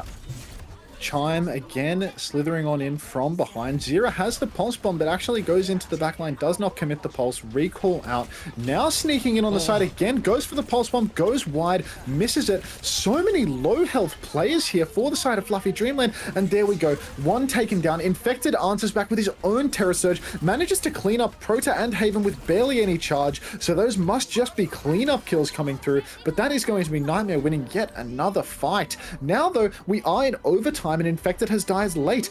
I don't think we've even... Have we seen the checkpoint capped? I think we have. We have seen the checkpoint actually capped. But Infected, he's been back spawned, and with an overtime spawn now, I mean, this is not looking great. Infected has such a long way to run, and he has stuck it out on the Orisa. I think Nightmare are going to need to let the cart push back almost towards Infected if they want to have a chance here.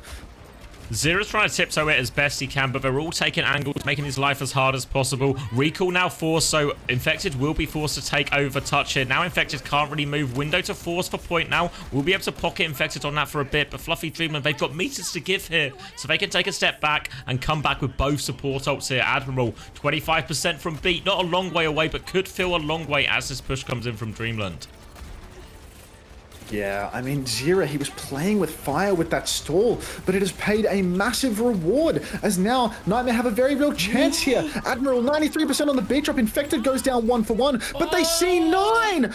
Unbelievable. Nightmare at the 11th hour, they step off the cart and concede the cap to Fluffy Dreamland. Dreamland not pushing the cart back into Nightmare, and even though they had such a real chance, 99% on the beat, they give the map to Dreamland. Gamblers in shambles on map 3.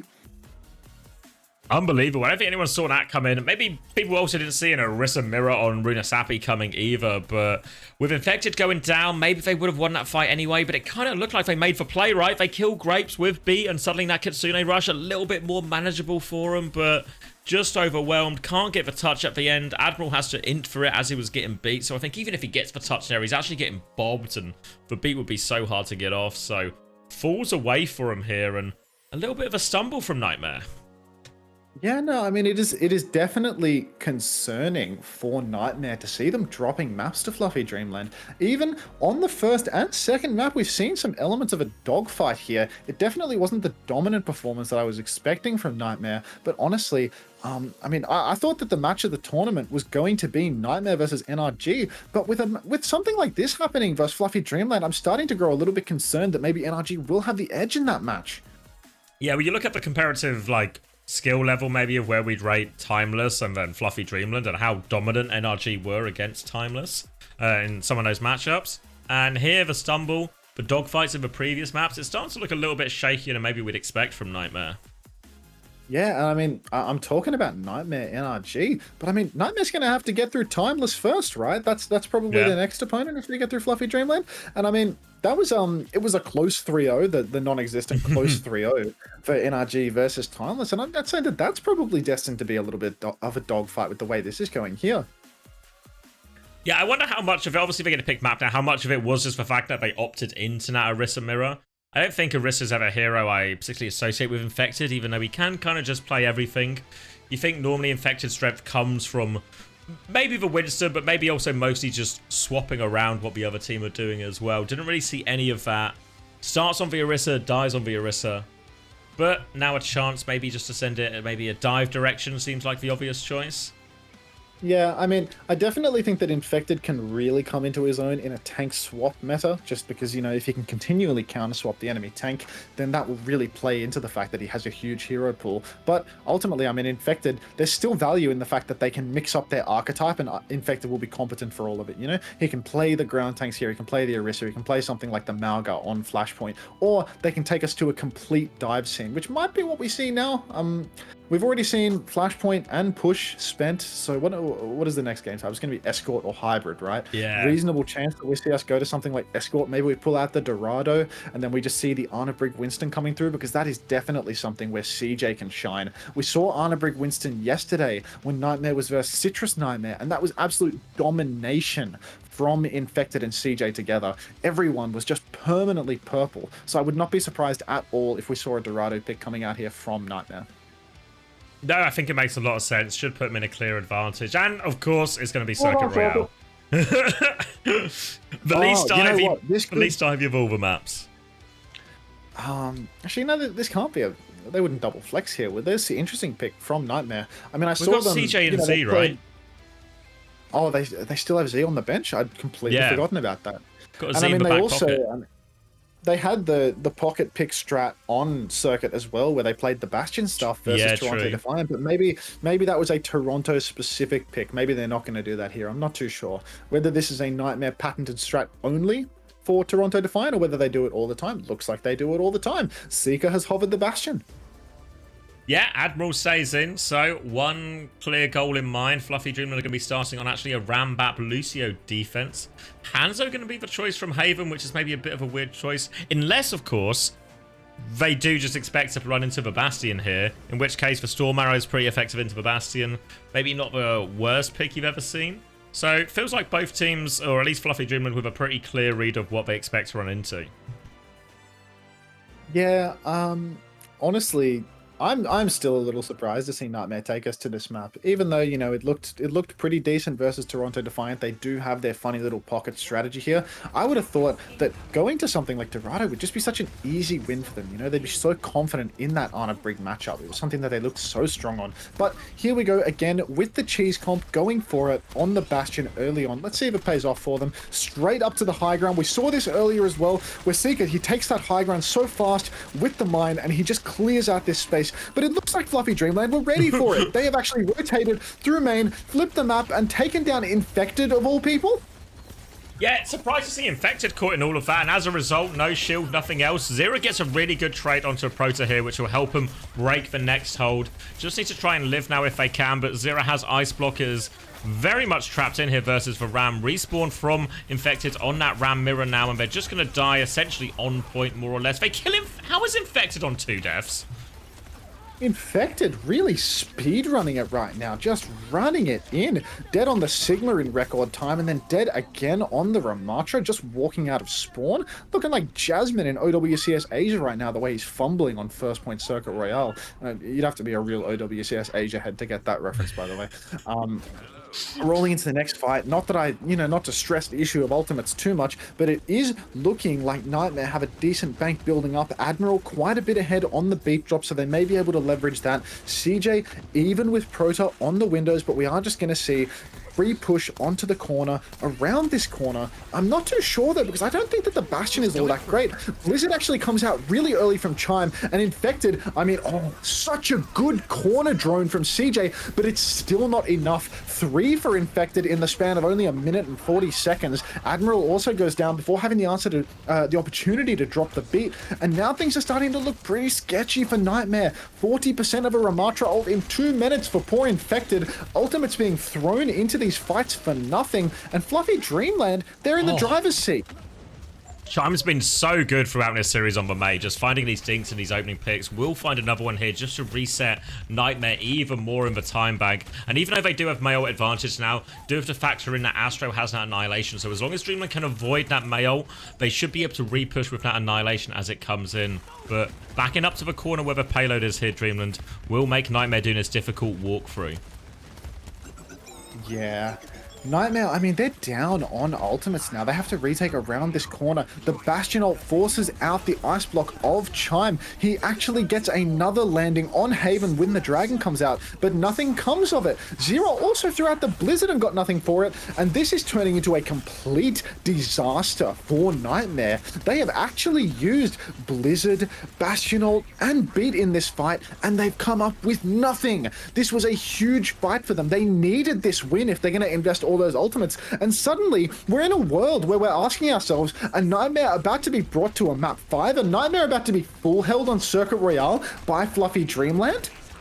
Need whip value from this window, need value from this Annihilation that Infected is finally at now. They're trying to be aggressive, they're trying to walk in, but Chime is so close, and this Blizzard could counter out the Annihilation. Chime just a couple of dinks away, window round catches Grapes, window bomb catches down Haven. Oh, Seeker comes through, trumps with the window. And they do get bailed out by that one just before Chime can get that Mayo.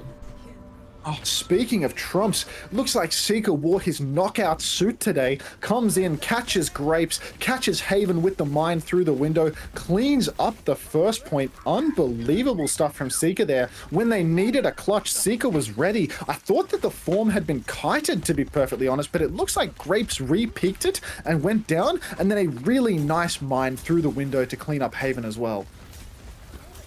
Now Chime does have this Blizzard online, still into this Annihilation, so Infected has to be careful how aggressive he goes. And there is the Mayult coming out here, pressure onto him, it's going to freeze everyone, and this should just be the wipe, nowhere to go. Mayult connects this time.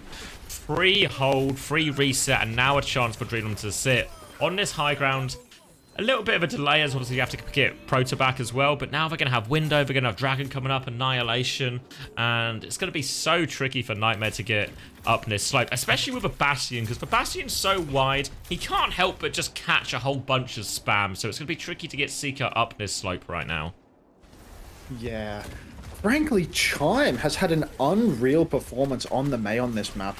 Blizzard's consistently finding huge value, really nice walls. Seeker opening up with the Bastion ult, landing a few mines on Haven, but no kill converted. Infected runs it down with the Annihilation and takes down both supports of Fluffy Dreamland, but CJ and Seeker have both gone down. Chime is dead though, so it is looking like Nightmare are going to be the victors of this exchange. They have many ultimates for the retake, but the thing is, retaking into a Blizzard and a window at the end of this point, it's so difficult when you need to stay on the point, and there are two ultimates that are so good at zoning along sightline. This is going to be a nightmare for Fluffy Dreamland to retake. It's so difficult to get this off. Zero, all he has to do is throw down the Blizzard on the cart after CJ has opened up with a window, and it will be open season. Here we have that first layer. The window comes down on the cart. That forces so many skills out from Fluffy Dreamland, and Chime here has is the Blizzard. Chime has Blizzard. He actually gets it off before dying, but everyone from Nightmare manages to escape it. Admiral going down, so we're actually even. This is insane from Fluffy Dreamland to even have a chance right now. And Astro punching away at Zero, forcing him into the ice block. It's still looking pretty dire though. Seeker has another Bastion form, and it's looking like he is going to clean up. And yeah, the age-old problem when you're recontesting that you have the ults, but you have to use so many of the ults to get onto point. You don't actually get to use a lot of the ults to push or do anything or punish the enemy. So Nightmare still close it out, and what looked like a full hold at one point has turned into just under a 2-minute time back on third. And a pretty big ult reset on both sides. So Proto with a window, Infected with the Annihilation. Some bombs in here from Seeker as well. I'm sure he'll do his patented 2 quick bombs, 1 slow bomb. Not caught all that much so far, but does help him take space. That is essentially his signature move. It seems that everyone in NA is already familiar with it, though, given he's never gotten a kill with that ultimate. Infected manages to get 2, though. Proto and Haven going down. Astro trades out onto Seeker, but I don't think it's going to be enough. It's looking like another fight where Fluffy Dreamland, they go down. Infected, finding lots of value with these Annihilation turns, consistently catching backliners. Chance to take the fight on the final corner here. Will pick up Admiral from Spawn. Well, we'll pick Seeker up from Spawn. Bastion ult to start it. May ult to maybe try and finish it here. Haven has Dragon Strike, but really not a very high value ult to use in this. So they need good value out of it. Maybe at for Bastion. Is Seeker in trouble? Would he get out? They lamp? Oh, they lamp him, but they have to use lamp for it still, right? It's still not great. They're going to window through. Easy enough to peek for Dreamland right now as they try and come through in this choke. Chime's going to ice block. Somehow Grapes gets caught in that. Chime nearly with this Blizzard. These windows. Oh, no! 97%. The bomb hits. The second bomb through the window. And, time on the clock. Nightmare recover everything. Good God. I mean, it looked like a really solid start for Dreamland. One fight away from a full hold, but it has just slipped through their fingers. Every time a window goes down in the second half of this map, Grapes is there ready to receive. He says, Seeker, take me away because I can't stand living anymore. And then Bastion form plus a window. I mean, Grapes, he's taken away in the blink of an eye. It's unbelievable. Even when Seeker isn't finding value with the mines, he's still consistently getting kills through these windows with the form. Looking really rough now for Fluffy Dreamland. From almost a full hold to capped with time. I mean, Nightmare, I mean, I guess that's a weight off their shoulders. A very rocky start, but a confident finish. Yeah, really disheartening for Dreamland as well when there's so many, there seems to be so many opportunities to get a really good hold and put them in a difficult situation, and now you're the one with more of the uphill battle. Looks like we'll be seeing more of the same here. Nightmare going to start on the Ramatra here, so I imagine Dreamland will just take more of the mirror. Felt relatively fine for the most part. Again, big blizzards from Chime throughout. And it looks like they're going to go for the close hold here as well, Nightmare.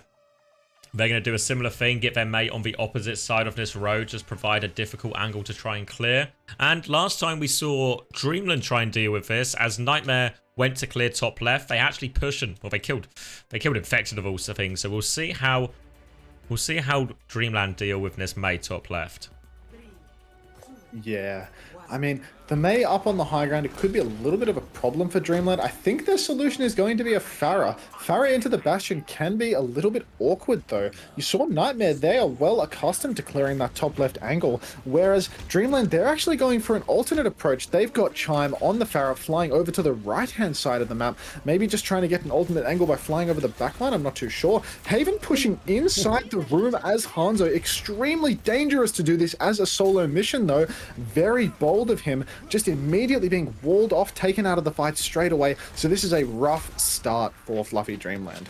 Chime and Grape's going to commit in as well. They're keen for the trade. 1 Rocket, 2 Rocket. Ice Wall just about gets him away. Avoids for Rocket. Bit of a body block there. Get down, Mr. President. Zero will survive. Nightmare will be able to set up this hold one more time, and Zero already halfway up to that Blizzard.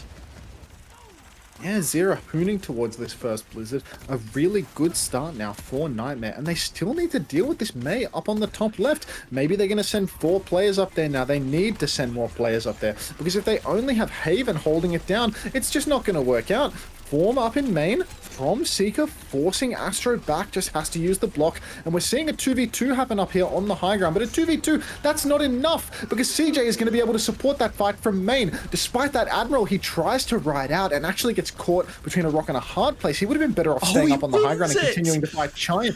And then Zero, he's just sniping Chime out of the sky. Unbelievable. CJ threw down the window, and that was all that they needed to clean this one up.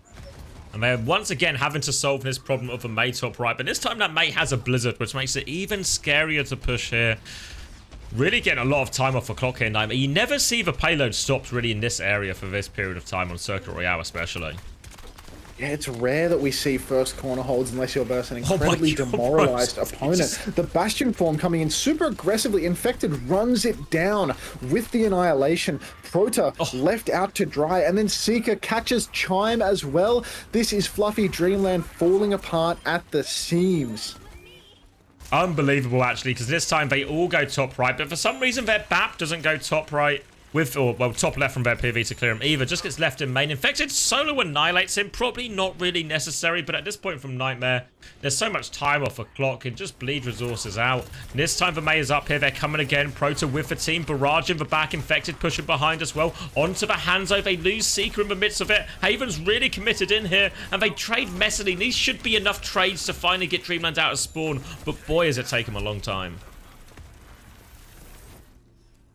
Jeez, I mean, at least they've managed to break that first corner, get a little bit of a stagger on Infected as well. Got to be happy with that if you're Fluffy Dreamland, that you're able to take that first corner without throwing the ult bank at it. This is essentially the situation that Nightmare was in on their first point attack. You got to keep pushing the cart, Fluffy Dreamland. Let's try and remember that. They all sneak forward and nobody is pushing the cart anymore. But here we are. Seeker drops the Bastion ult early on. Haven is being marked. Unbelievable synergy there. Infected throws out the snare, catches Haven. Really nice team play from Seeker and Infected there.